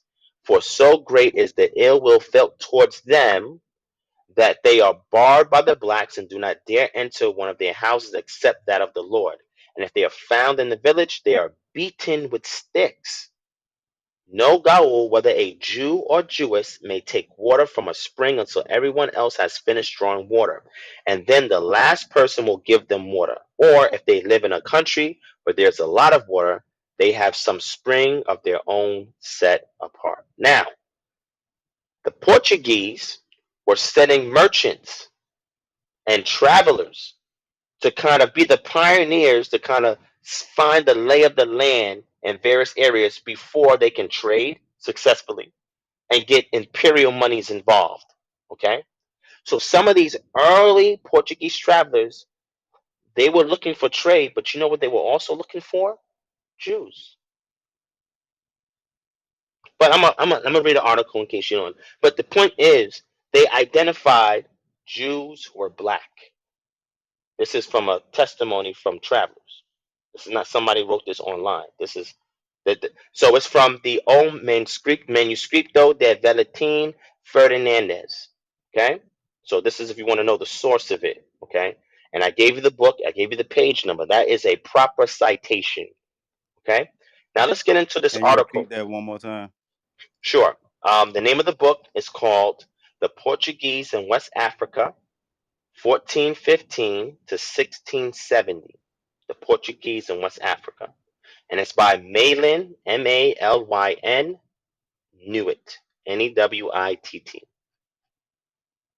and this is on page 74 and page 77. Okay, so moving on to the next article. Let me see if I can pull it up here. There we go. All right, and this article is called "Beyond the Saharan Cloak: Uncovering Jewish Identity from Southern Morocco and Throughout the Sahara" by Janice R. Levy. Now, this is to abstract of our article. From the end of the medieval period into the early modern era, regional anti-Semitic violence in Northwest Africa forced Jews to convert. Now, what is a crypto Jew?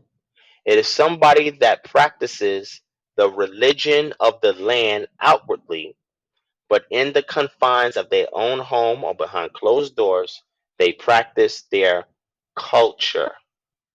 Okay? the one that's native to them and their ancestral culture that's native to them. Okay, it says force them to convert, the conversos. Remember we read that earlier, and or flee into other lands. Okay, the expulsion, a legacy of imposed invisibility through illegality of Judaism and fear of expression, a faith by being a Jew in identity was a consequence of intolerance towards Jews.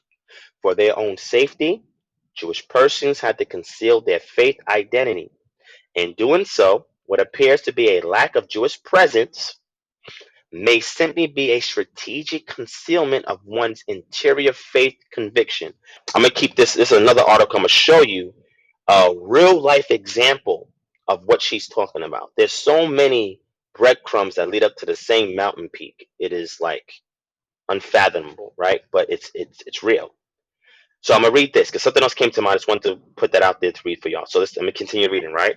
So it says, in doing so, what appears to be a lack of Jewish presence, she's talking about in the Sahara and Sub-Saharan Africa. We're gonna keep reading. May simply be a strategic concealment of one's interior faith conviction.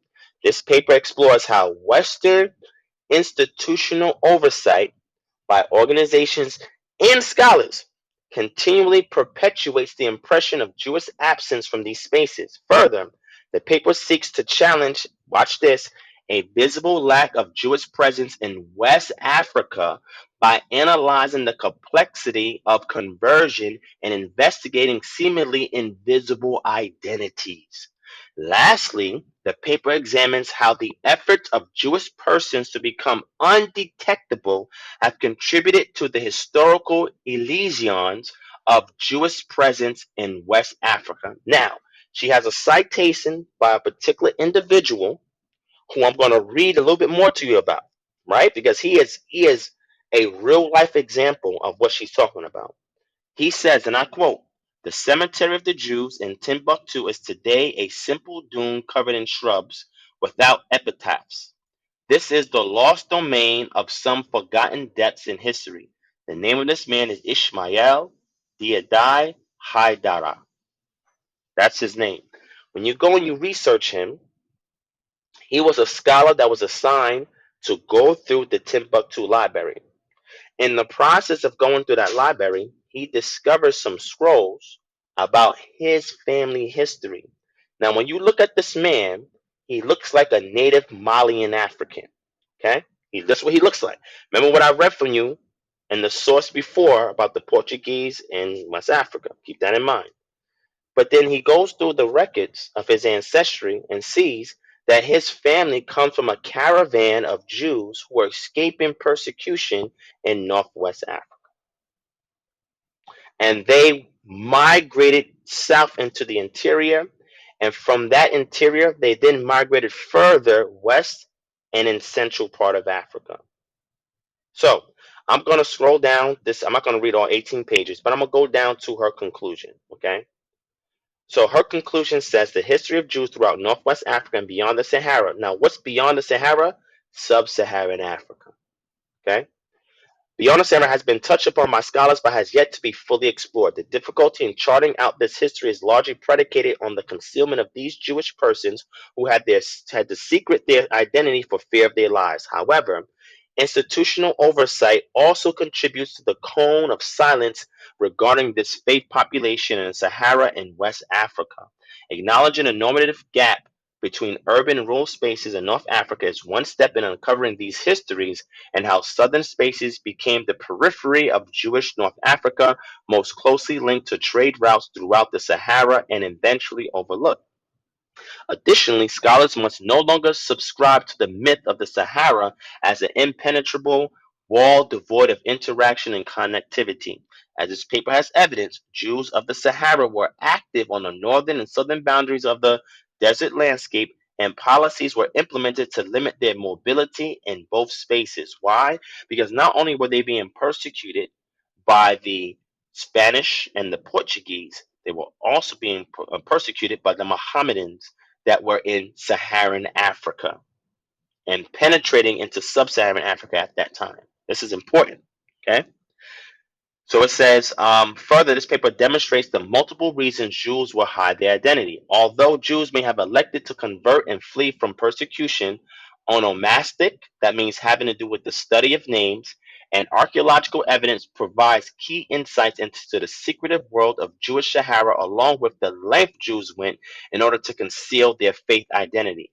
The metaphorical uncloaking of these identities is a necessary and arguably first step in understanding how the global faith of Judaism found itself in present day West Africa. Ideas have traded for as long as commodities, and yet there is an assumption through scholarly trends that Judaism did not stretch south of the Sahara, a geographical boundary that was and is quite porous. Rather than ask, where is there Judaism south of the Sahara, scholars should ask, why isn't there Judaism south of the Sahara, especially since we have seen the expanse of the other Abrahamic faiths and a multitude of variation denominations for centuries, as well as known history of persecution, Jewish mobility, and motivation to hide identities. Now, this right here is troubling to know that scholars, historians, and others have chosen to gloss over all the nuanced evidence that shows the penetration of Jews that was expulsed from the Iberian Peninsula in North Africa into the interior of Africa, West and Central, so as not to be able to showcase this thread of Jews amongst the natives that were also part and partial to the ones that were taken into the transatlantic slave trade. So I'm going to pause from there. There's a lot of research in here on my Patreon. I have unpacked a lot of firsthand accounts, primary sources, and even modern contemporary scholars that authenticate this premise. So that way, when people come with this black and white approach to say that there's no way that Jews could have been taken into the transatlantic slave trade and end up here on this side of the Atlantic because we see a quote unquote lack of identity. This research that she's done and plenty others have demonstrated that that's a false notion to begin your position on the subject matter. So we, now that we have this information notable to us, looking at the expulsion in 1492, the Papal Bull in 1493, and the Inquisition started in 1497, and where these Jews escaped to islands off the coast of West Africa, onto the coast of West Africa and Central Africa. And in these regions, persecution continued to follow these Nuevo Cristianos, these new Christians, because secretly they were still practicing Judaism, but openly, so they wouldn't be killed or watch their children be killed, they outwardly practiced Christianity. And they sent in these merchants and these travelers and cartographers to go and look at the lay of the land and see where these Jews have gone. This is one of the secret missions. We have journals that exposes all of this from some of those travelers, okay, and merchants, that they wanted to see where these Jews were at, where they were hiding at. Why? Why would they continue their persecution when they're out of those lands? There's another agenda behind that, but that's another conversation altogether. But let me give you this interview with Ishmael Diadai, heir of the Timbuktu Kati wallpaper, right?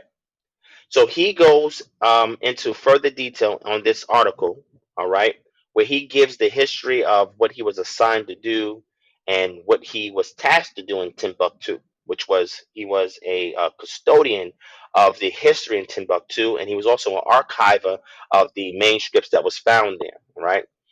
And they asked him in this particular interview, what was his identity prior to him uncovering the ancestral documentation of his forefathers. And he believed he was a Malian African, you know, a native African, like the other native people that were there. And then when he discovered it and he realized that he actually came from a caravan of Jews that were escaping persecution and then converted to Christianity, or excuse me, Islam openly, but inwardly was still practicing Judaism and was able to find Semitic names, or what we call Israelite Semitic names, because you know Arabs have Semitic names as well, and Muslims have Semitic names. But we were able to see, looking at these the names, be able to determine that these were names that were people who were Jews, And he found out through this revelation that it wasn't just an isolated case with him. There were plenty of archives that found out here in Timbuktu and elsewhere that all these Jews that look just like this man, look them up. You can look to see what this man looks like, were all throughout West and Central Africa. And this information is just now, within maybe the past 2 decades, starting to surface, since maybe the late 90s until now. There's a whole realm of research that still needs to be had in this area. And there's an organization that was created to have discussions on this called the International Society for the Study of African Jewry. And their purpose is to authenticate any forms of quote unquote Judaism or African Jewry or ancestry to Israel from those who make the claims on the mainland of continent of Africa, to authenticate these claims to see if they are legit or not. And I'm actually, interesting enough, part of this organization that have engaged these scholars, these historians, these linguists, these religious experts, etc., that have been brought together, these ethnologists that have been brought together to actually have that dialogue or conversation. All right. So I wanted to share these things just to give you some sources. One last source is going to be one on the Luso Africans. All right. So you can study to see who these Luso Africans are. The name of the book is called Portuguese Style and Luso African Identity by Peter Mark. Pre-colonial Senegambia from the 16th to 19th centuries. Okay, and an excerpt of this is, in this detailed history of domestic architecture in West Africa, Peter Mark shows how building styles are closely associated with social status and ethnic identity. Mark documents the ways in which local architecture was transformed by long distance trade and complex social and cultural interactions between local Africans, African traders from the interior, and the Portuguese explorers, traders, and settlers who were in the Senegambian region. Now remember, when we was reading earlier about Mandinga country, the Jews that were found there, right? The Portuguese went there and they traded, but there was also Jews from Portugal that was already in that region. So you had an amalgamation of various ethnic identities coming into the mix or the blend with one another that produced a wholly new culture, all right? What came to be known as Portuguese style symbolized the wealth and power of the Luso Africans who identify themselves as Portuguese so they can be distinguished from their African neighbors. They were traders, spoke Creole, and practiced Christianity outwardly. But what does this mean? Drawn from the travelers' accounts, maps, engravings, paintings, and photographs, Mark argues that both the style of Portuguese houses and the identity of those who lived in them were extremely fluid. Portuguese style and Luso African identity sheds light on the dynamic relationship between identity formation, social change, and material culture in West Africa. All right. Now, there's another one, another source, another great article. It's called Judaic Threads and the West African Tapestry, No More Forever by Labelle Proussin. Now, why is this important? Material culture is a great way to identify an ethnicity. I'm going to say it again. Material culture is a great way to identify an ethnicity. What is material culture? Material culture is the physical remains that are left behind by particular people groups. Okay? That's called material culture. Immaterial culture is the writings or the abstract remains of the individuals of a particular people group, belief system, political entity, etc. So what they have found is that over time, woven into the stylistic fabrics and designs of West African clothing and other things that they use those materials for, that there is the Judaic threads that go throughout it. Parts of the material culture that these Jews who were exposed, right, that was found amongst these West African and Central African cultures. So material culture is another way to authenticate the existence of a people group in a particular area. But I'm gonna stop on there because I can go into I have a million sources on this. Like I could go on for days and just keep pushing on articles and books and and sources on the subject matter. But like you said, my brother, that's one of the ways to unravel the dogma, right? That people have in a mind that, oh, this can't be true, that these people are laying forth to this claim. There's no evidence to prove it, and I don't believe it. And this, and that. I don't argue with them. I just submit evidence A, evidence B, That's why, evidence man. C. That's why I mess with you. I definitely appreciate all of the sources. I joined your Patreon as well. Um, I may call upon you to maybe just have a little build or something, interview you on my page. So I definitely appreciate the bill, my brother. And if anybody else want to come up and have you speak on something else, I really just wanted to get to the dogma because it's just ridiculous some of this stuff that I hear. Um, and I can't say that I wasn't that way, maybe 10 years ago, but it's just ridiculous. I agree, my brother. And you know what? When we take our time and go through the information with a fine tooth comb, we'll be able to uncover for ourselves the truth without the reverberation or the echoes of what other people believe and how they feel and what they think and what they want you to think. We'll be able to uncover the truth for ourselves without having to rely upon other voices that are trying to enter into our heads. Right. So I appreciate that, my brother. Thank you for the inquiry. So I'm gonna shoot you down and I'm gonna bring one last person up. If anybody else wants to come up to the stage and have a discussion real quick, just let me know. All right, you there, Elder Lucy? Yes, Divine, how are you? I'd like to just briefly ask your opinion on an article that was written up in Historical Roots of the Whitening of Brazil. In continuation with your conversation previously with regard to um, hold on, let me see. Yeah, the historical roots of the whitening of Brazil, and this is written by Sales Augusto dos Santos, translated by Lawrence Hallowell. And I'm just going to read like one little paragraph, and I'd like for you to help me to understand. It has been established that over a 300-year period from the from the second half of the 16th century until the first half of the 19th century, some 3.5 to 3.6 million black slaves were brought to Brazil from Africa. That Goulard, 1950 272, Mulatto, 1981, 53. This enormous number of black Africans transformed the racial makeup of Brazil. We do not know exactly when it happened, but by the end of the 18th century, these blacks and their descendants already formed the majority of the Brazilian population. This demographic circumstance persisted into the following century. It goes on.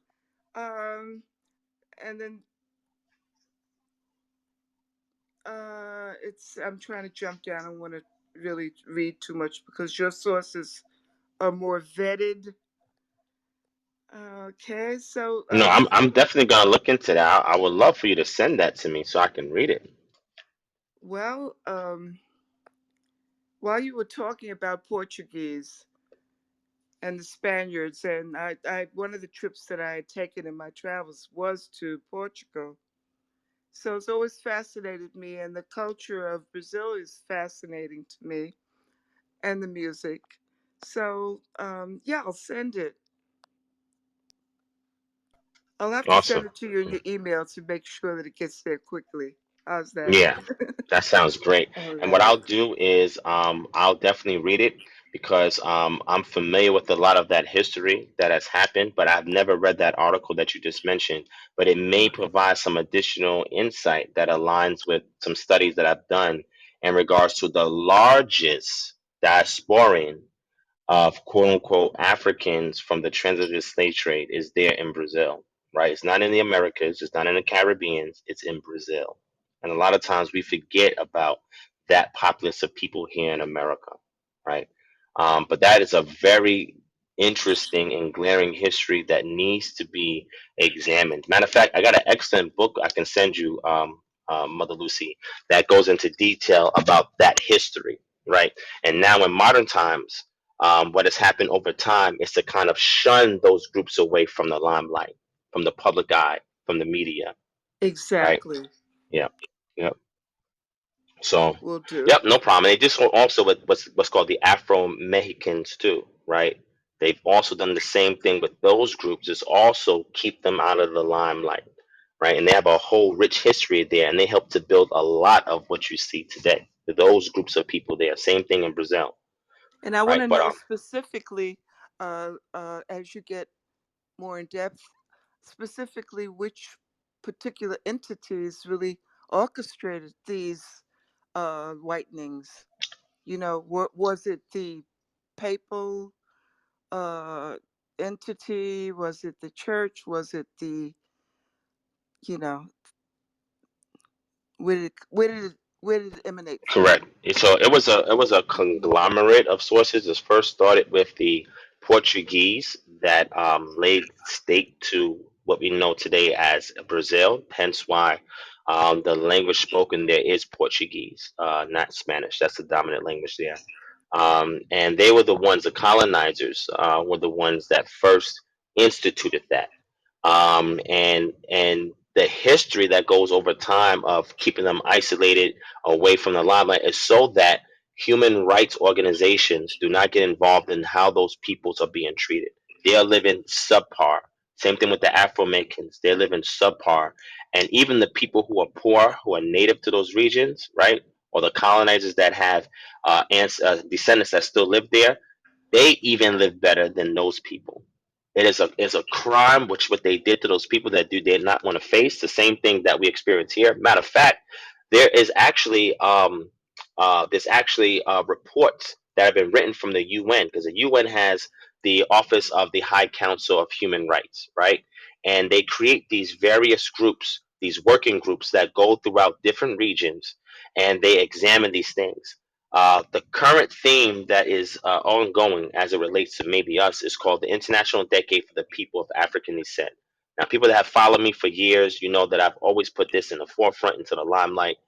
It's something that we can take advantage of in order for us to establish ourselves and build our Goshens here in America as we wait out judgment. However, they have also sent the council into Mexico and into Brazil to go and look for these people in the diaspora as a result of the transatlantic slave trade to see what their living conditions are and why their voices are not being heard. So I will send those reports to you as well when I get your email, so you can go and research it, because they talk a lot about the history in there as well. Mind you, this is the UN, right? So if people think things are a conspiracy, then you just say, hey, would the UN make a conspiracy? Right? This is considered an authentic source for information because of the research teams that they have on hand that go and do these investigations. Most of them are PhD, and they're tenured in their field. So if they're admitting an atrocity that's occurring, you can definitely bet your dime on it, But what right? is their objective in tracking it? So it's really interesting. It's awesome that you said that. Are you familiar with the International Decade for the People of African Descent? Just by your mention, but not on my own. Gotcha. All right. So what I'll do is I'll send you that link as well, so you can see why that was started, what its intentions and aims are, and how successful it is. One thing that we should know about this program, the place where it's least successful at is here in America. Places like Germany is successful, and when you understand what the program is trying to achieve, justice, right, for people of quote unquote African descent, people who were splintered. based, from Africa, based on the transatlantic slave trade, justice, recognition, right? And justice, recognition, and man, I forgot the third one. It just slipped my mind. But these three things are the headings, and then subheadings of that is other things that break out. What is the xenophobia in these areas towards these people, discrimination in these areas towards these people, and what measures are being taken by the states and or nations that these people are in order to reprimand those who are responsible for the suppression and be able to give remedy and recourse to those who are suffering at the hands of this discrimination, oppression, and xenophobia, right? Where it is a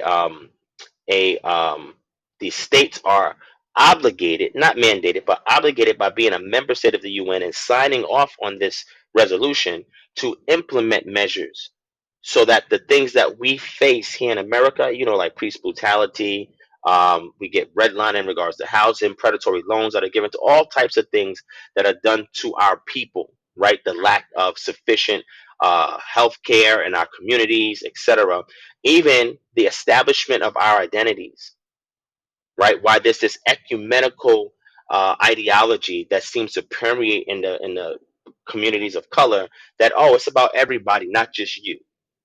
That Well, what do removes. you specifically do in your organization to combat or to adversarially address these issues? What do you do? What do you come to the table with regard to addressing these issues? Correct. We come to the table with programs and services. The programs and services we create comes from out of our Israelite cultural paradigm, and it's designed to alleviate these societal ills. In 2015, when I found out about this program by accident, by happenstance, the International Decade for the People of African Descent, I see that all the points that they wanted to be accomplished by these member states were things I was in alignment with the programs and services that KHM was already providing or intending to provide to alleviate these ills. Our solution is autonomy. In the Bible, Goshen existed in Egypt, and when Yah judged Egypt, Goshen was left untouched, the scripture says. You can read that in Exodus chapter 9, where it talks about the plague of the hail, etc., that it all rained down on Egypt, but Goshen was left untouched. The key thing is, in order for us to be untouched from the judgments that is occurring on this nation, is for us to create and centralize our resources, our IP, intellectual properties, and our community into centralized areas so we can sustain ourselves, govern ourselves without our hands out asking for assistance from the states and or nations that is causing us to be oppressed and or that is uh, disjoining us from enjoying the benefits of being integrated into society. So I'll give you one example for that.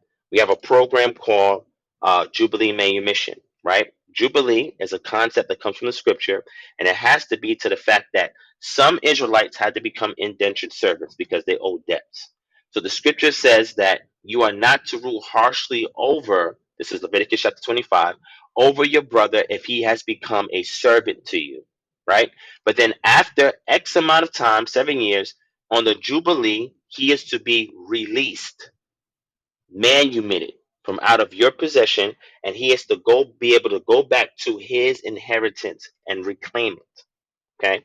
So being that we are under the vices of the state that is keeping us suppressed and oppressed to a certain extent. I mean, some individuals have gotten around it, but collectively as a people, we have not been able to do so. There's so many things in place that keeps us oppressed. Now, when people argue against that, all I do is point them back to the working group of experts for people of African descent, which is the committee that is sent to America, North America, whether it's Canada, whether it's Mexico or the USA, and other countries to go and investigate what is going on with these people whose ancestors were splintered from the western central coast of Africa and ended up in these other nations against their will.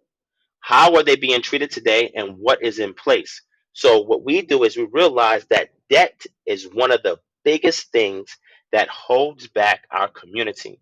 with predatory loans that we're given, high interest rates. The scripture talks about usury. As an Israelite, you are not to charge usury to your brother, only to a foreigner. A foreigner is one that comes and sojourns temporarily, but leaves back out of the community.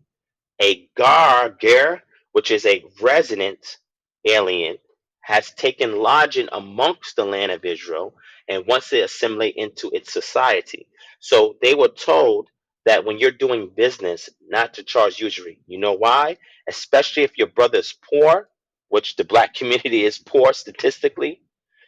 What happens is when you transact, right? When you're giving something to somebody based on their word to either work it off for you or pay you back, and for whatever reason, right, you lend to them, at that point is lending to them X amount of money. The reason why you're not to charge usury is because once you charge usury, it becomes a business transaction. Oh, And the Most High did not want Israel to treat their brother and sister as business transactions, because when you do that, you become equally as oppressive from the hand that He has delivered them from. So we know that, and we know that lack of education is why our community succumbs to all the economic woes that befalls the minority group in this country. So we put a program in place to eliminate that debt, repair their credit, and teach them how to be fiscally responsible and how to make the appropriate investments, so that way they won't repeat the process. So that's and one of the things that how we do. far are you into that process? So we've helped over 130 something people. So we're talking about debts as small as $500 to debts as large as almost 100 grand. So That's that that's process putting has your been money done where your by, mouth is. yeah, facts. And it's not just limited to our people, even though that's the target. But we've helped other people outside of our ethnicity as well. We don't discriminate when it comes to that.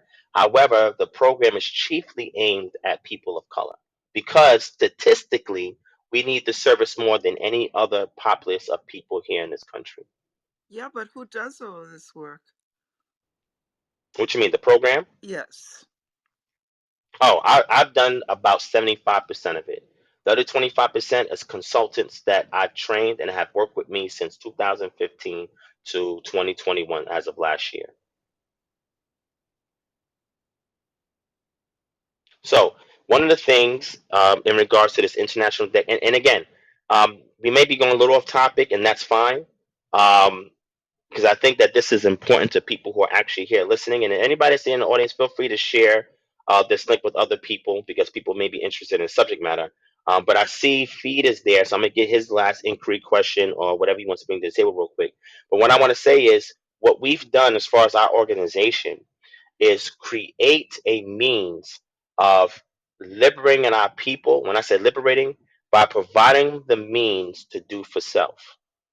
But before they can go and achieve that means to do for self, certain hindrances have to be removed from out of their path. So our programs and services are designed to alleviate those ills, so that way they can heal from the damage of oppression and be able to become self-sufficient, self-governing, and self-sustaining. And we create programs that comes out of our Israelite cultural paradigm. Another one we have deals with health is called Natural Path to Eden.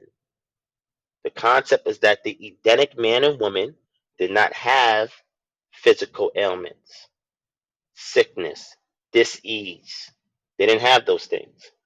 And if today, if you look at the group and the ethnic group in this country that's stricken with the most amount of diseases, or who succumb to diseases the greatest, is the quote unquote African American community. There's no programs to teach them about health and wellness in K to 12 in their public schools. A lot of the funding is not there because you have a lot of several issues. You have high interest rates, low property value, and the reason why you have low property value is because you have a bunch of homes that are foreclosed in our communities. You have places in which we begin to be gentrified out of the prime real estate that can be salvaged and renovated. We are pushed out of those areas to areas where it has no value in those communities. They remove all our historical sites so that we can lose a sense of identity and pride. All these things are happening. But another thing that is happening is lack of access to good food, lack of access to a Whole Foods. They're not in our communities. And if you see them in our communities, then you can best believe that gentrification is occurring. A great example of that is in New York City, and that's where you at, Mother Lucy, and where I'm from. And 125th Street, they was talking about putting a Whole Foods years ago. Before it's there now, but years ago. When people heard that, they're like, man, they're not gonna put something like that in the hood, right? And then when you go to 125th Street right now, it ain't the hood no more. It's not the hood no more. It's been gentrified. And not only that, they started renovating everything, and they have talks of removing historic sites from that region.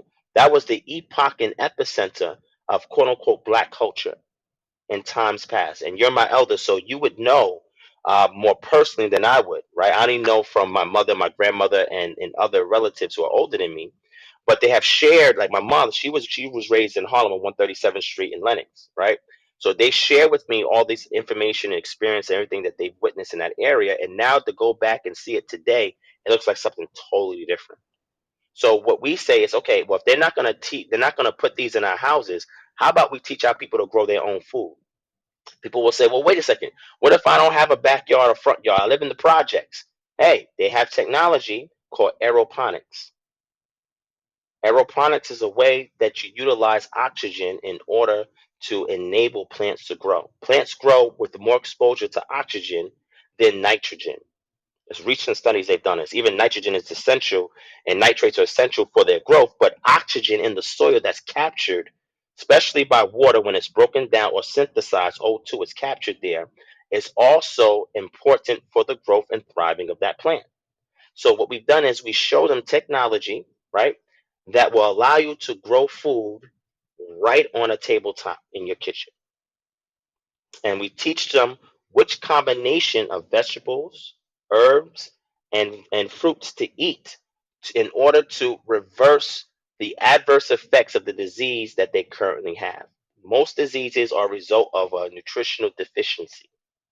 So what our program does is that we do assessments, free consultations, where we do an assessment of a person's physical well-being, mental well-being, spiritual well-being, right, and emotional well-being. Because if those things are out of whack, doesn't matter what you do to the body. Doesn't matter.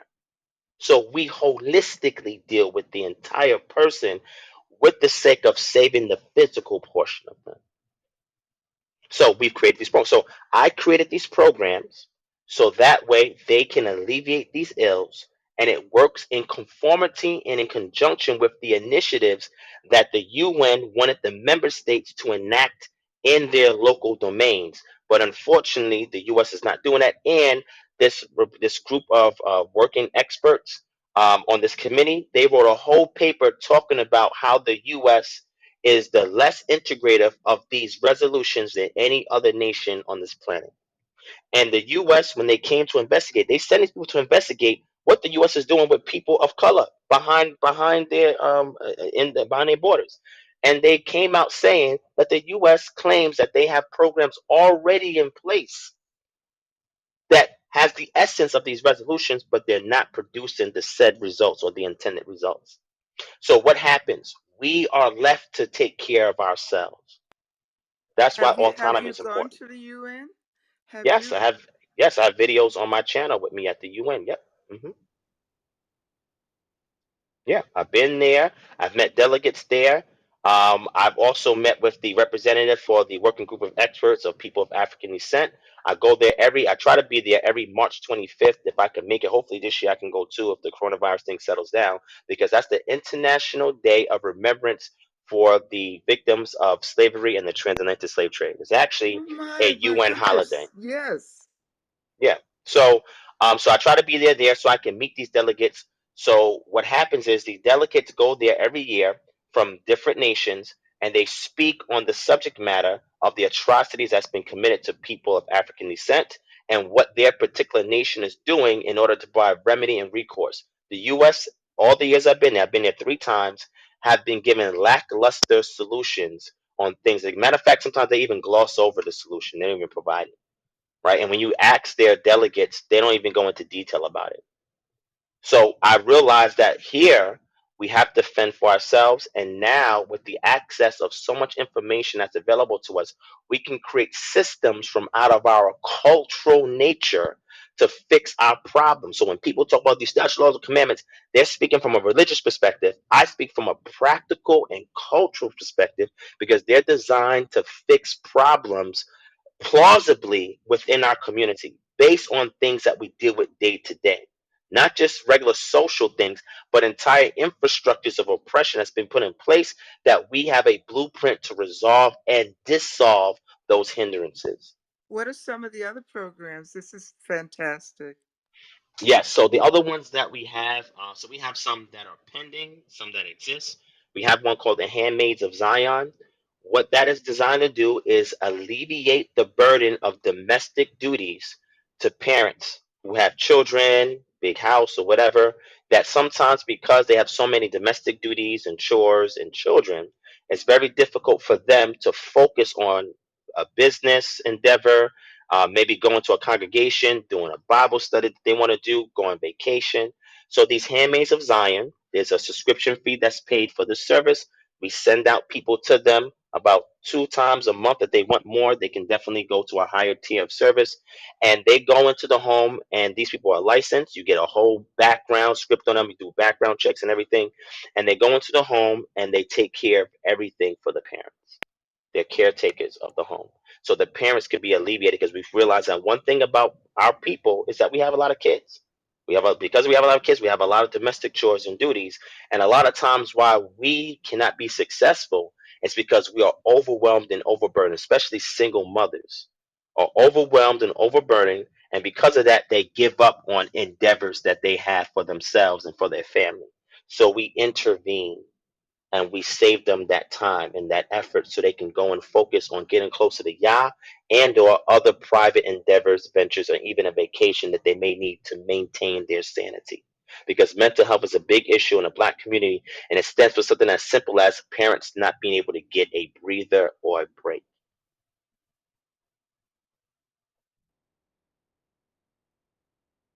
But we got others too, like one for homeschooling, virtual homeschooling programs, emergency delivery services. So whenever there's an act of God or some kind of issue that occurs, like for example, when coronavirus first hit in 2020, most people couldn't get toilet paper. You go to a grocery store, a whole bunch of greenery there that you can eat, fresh herbs, vegetables, fruit, but everybody goes for the toilet paper and leave that alone. They go for canned goods and leave the fresh foods alone, right? So what we do is that we are working on, and this program is not active yet. It's in the trial phase or the proof of concept phase. Is that we have truckers that we know that we have in the Israelite community. A lot of brothers are truckers.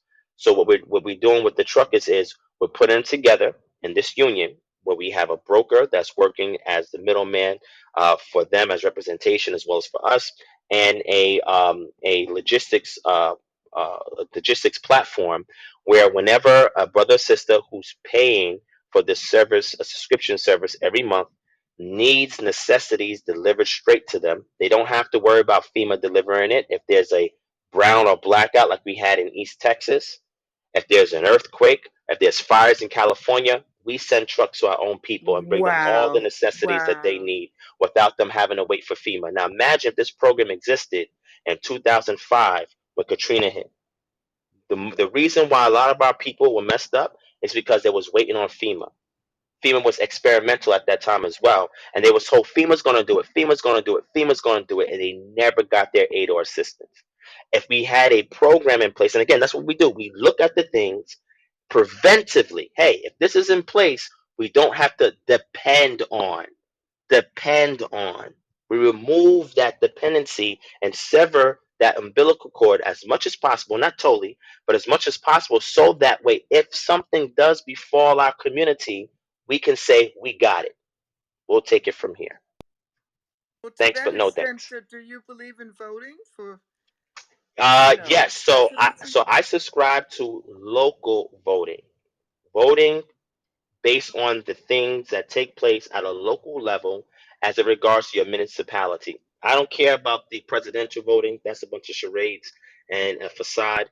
But certain state elections and your local elections do and can adversely affect you. I'll give you a great example of this, right? That happened out here in Atlanta.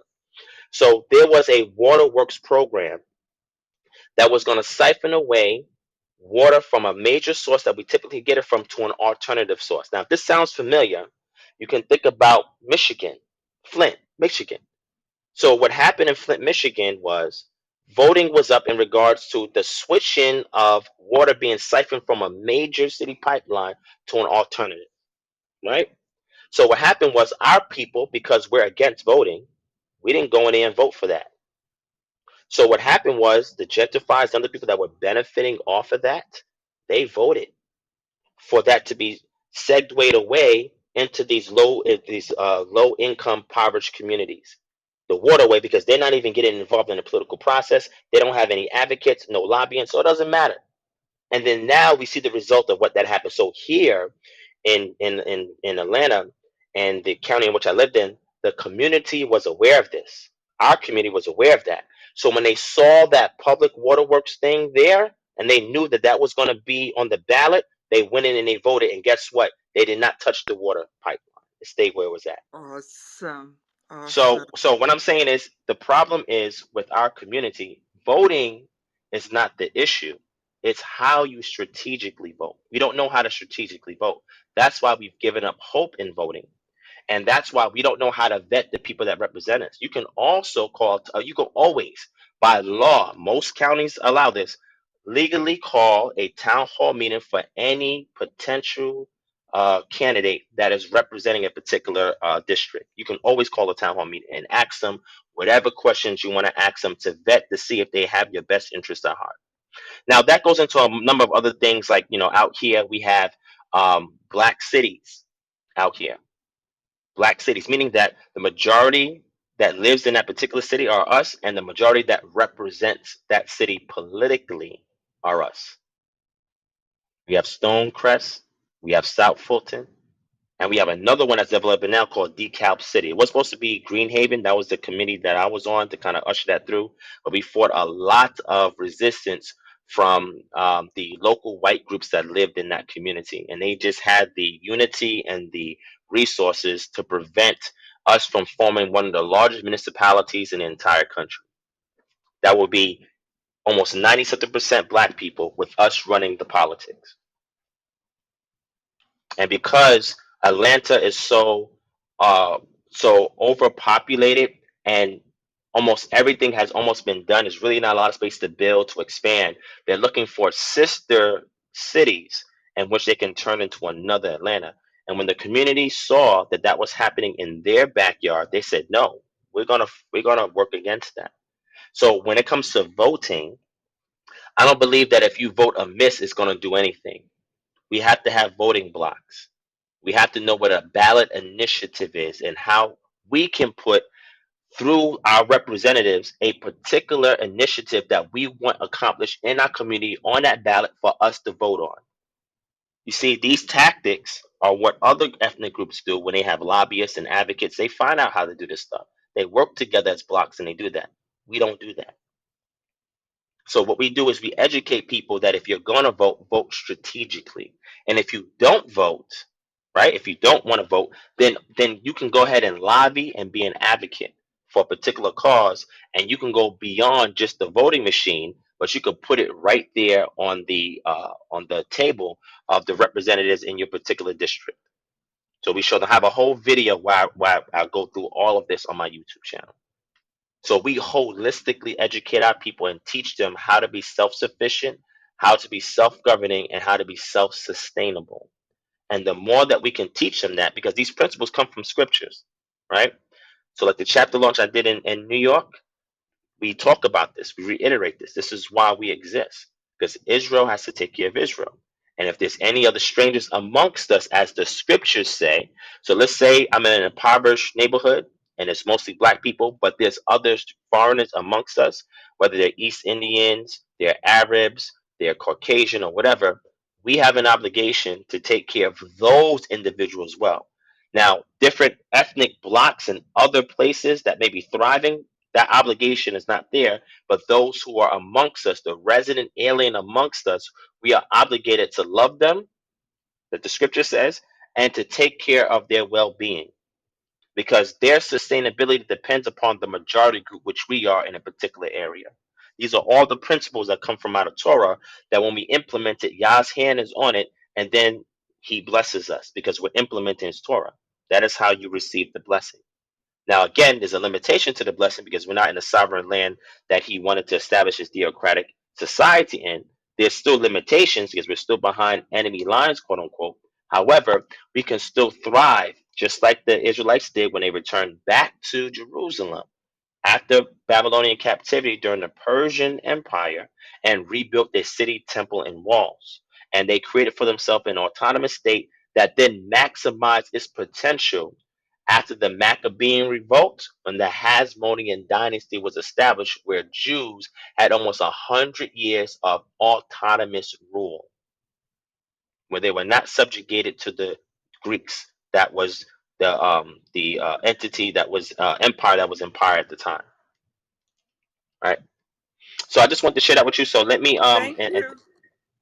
oh yeah, definitely, Mother Lucy. So like I said, a lot of this stuff is on my YouTube channel, but if you email me that article, I'll respond to your email with several other things that we discussed, so that way you have it, and that way you can kind of see what we're going on. And that's what we were there in New York to do when we went there last year, right? So our group that's out there, they're working on these things. They think tanking these solutions, how to implement them, how to execute it, how to bring people that's like-minded about the things we just discussed together to create more programs and services to alleviate the societal ills of our communities, bring us together autonomously, pull all the resources amongst ourselves, keep the quote-unquote dollar amongst us, and even create an issue, what they call a current currency, right? Or a what you call it, man, how to just forget it, just on the tip of my tongue.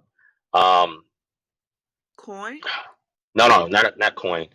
Concurrent currency. So it's a Bartering? currency that's no, it's a currency that's created by a community that runs alongside of the national currency, right?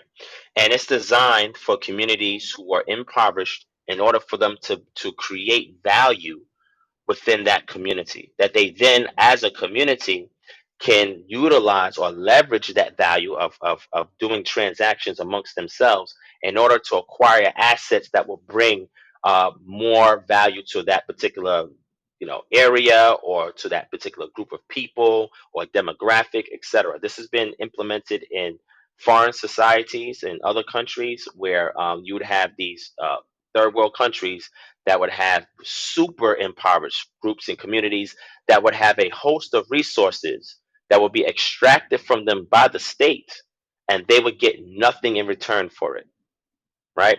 So they decided to create their own system of credit, which was an alternative currency, which whereby the items that they had amongst themselves, that they traded amongst themselves, they can attach a value to it based on the production rate that they export, their GDP within that small local locality.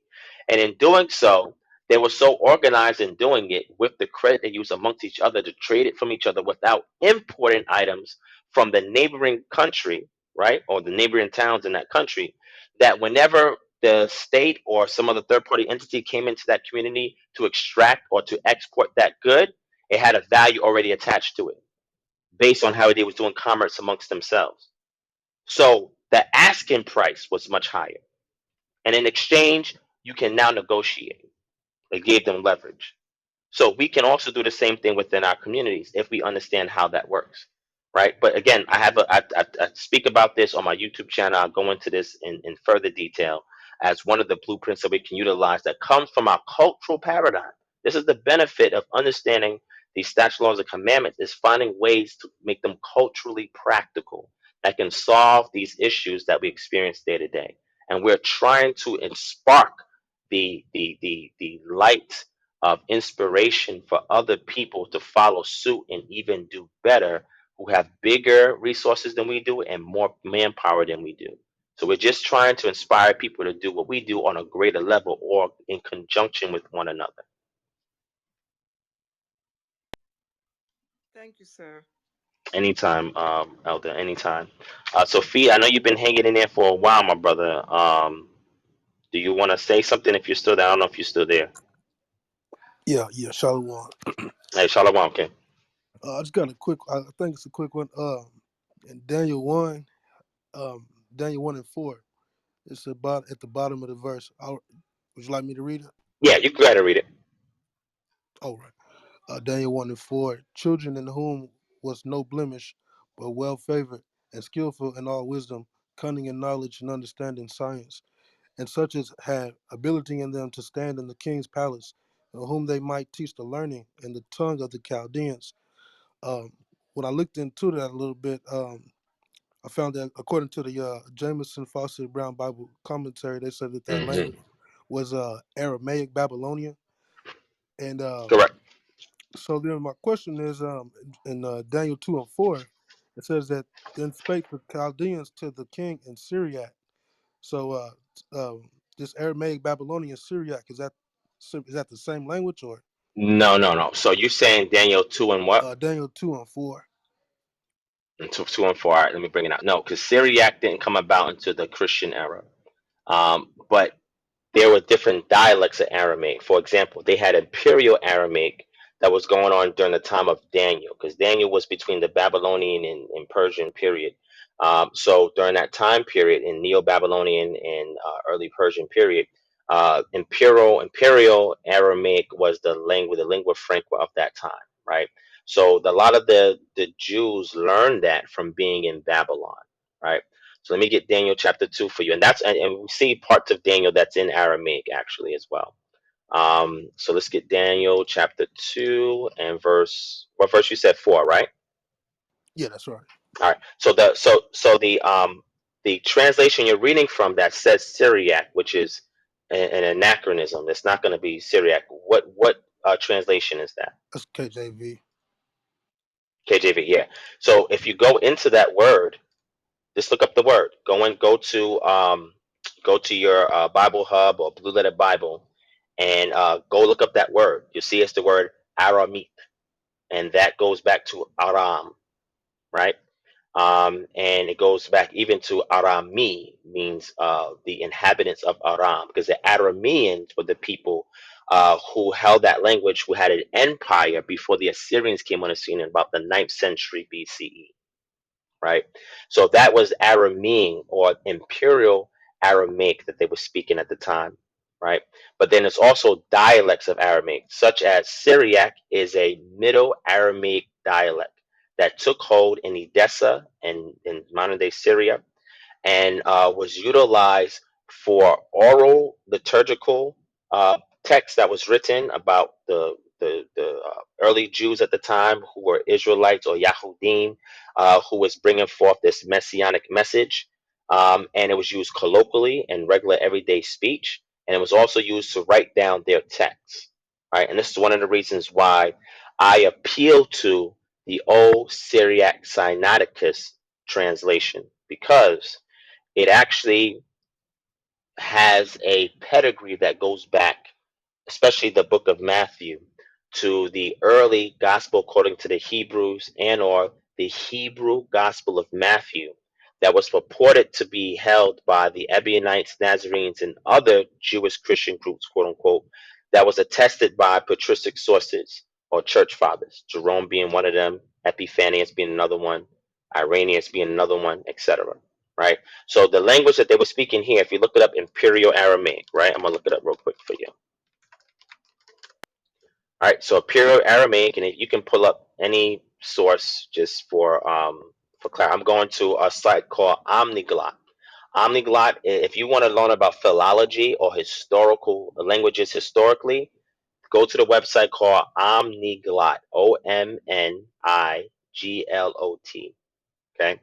And the entry that they have there for Aramaic says Aramaic is a Semitic language which was the lingua franca of much of the Near East from about the 7th century BC until the 7th century AD, when Islam took place and Arabic took over the language instead of Aramaic, right?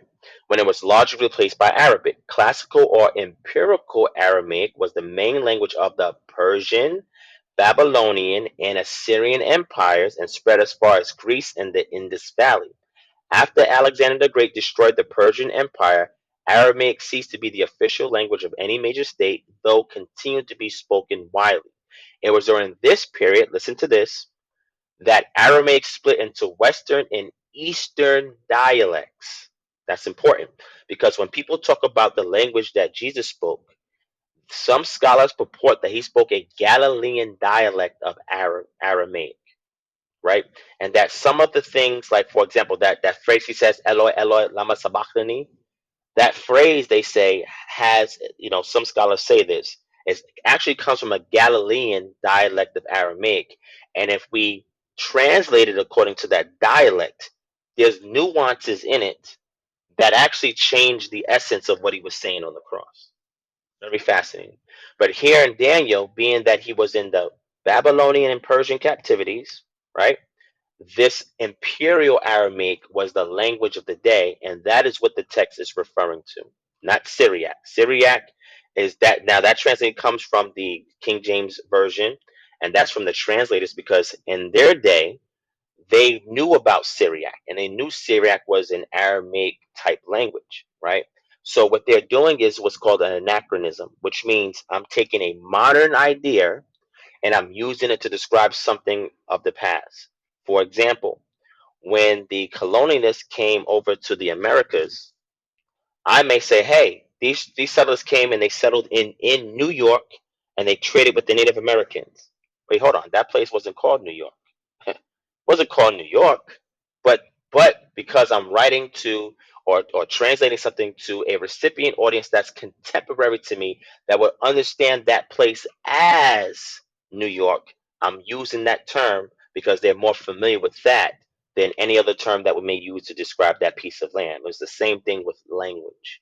That's why you'll see that term Syriac there in the King James translation. Okay, Con. I tried to spell out anachronism.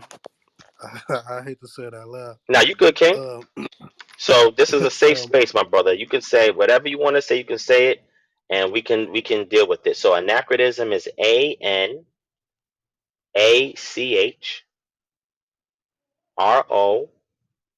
and the okay. definition is a thing belonging or appropriate to a period other than that in which it exists, especially a thing that is conspicuously old-fashioned.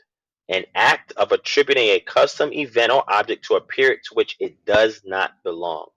So you'll see that in some translations where they'll use something modern, a modern term to describe something in the past. I'll give you a really great example of that, right? Of the word book. Books didn't exist until after the second century AD. Prior to that, no books existed. What we know today as a book did not exist. Codices, which is your first books, that started to be formulated by Christians who were on the run and had to find a way to put a large amount of information into a small space to cover it, put bindings on it to keep it together, and a cover on it to keep the valuable pages inside intact. They actually formulated that. Prior to that, we didn't have that. We had scrolls. Anything you read in the Tanakh, Hebrew Bible, Old Testament, and it says the word book, books didn't exist back then. That is an anachronism. It's actually a scroll or a piece of parchment or papyri that they had writing on it. Sometimes it was a piece of a pottery shard, which is called an ostraca. So in potteries in their day, they had like a thin layer of wax or some kind of lime coating or some kind of glaze on the outside of the vase or the pottery, but in the inside it was very rough. So what happens is when that vase or that pottery breaks and shatters, they would take a piece of it and give it a secondary use. Hey, I can't put nothing in it no more, but I could turn it around on that rough side. It captures ink very well. So your Telerad letters were written using that. Your quiche letters was written with that. Using pottery shards, they wrote letters on them. Uh, Right. So, bad King. Real quick, about the pottery. I believe I heard that part of Deuteronomy is pottery. Is that correct? What you mean? The part of Deuteronomy was found written in pottery. The Um, book that. Do you have a source on that, or something further? Nah, I don't. But That's fine. If you find it, send it to me, and I'll look yeah. into it. And what's the name of that? What's the name of that process when it's written on pottery? You just named it. Oh, it's called the Astrakhan. So Ostracon, Astrakhan, which would be your singular, and Astrakhan, which would be your plural. Okay, Con. And I'm sorry, I didn't mean to Yep. break your thought. Now you good, King. Now I'm good. I'm done. So I mean, so that's it. I'm gonna close out with you. Do you have anything last you want to share, Ak, or are we good? No, that's it for now. I ain't gonna keep you long. I appreciate that. Okay, cool. Oh, anytime, my brother. All right, so I'm just gonna send y'all to the audience real quick, and I'm gonna close out.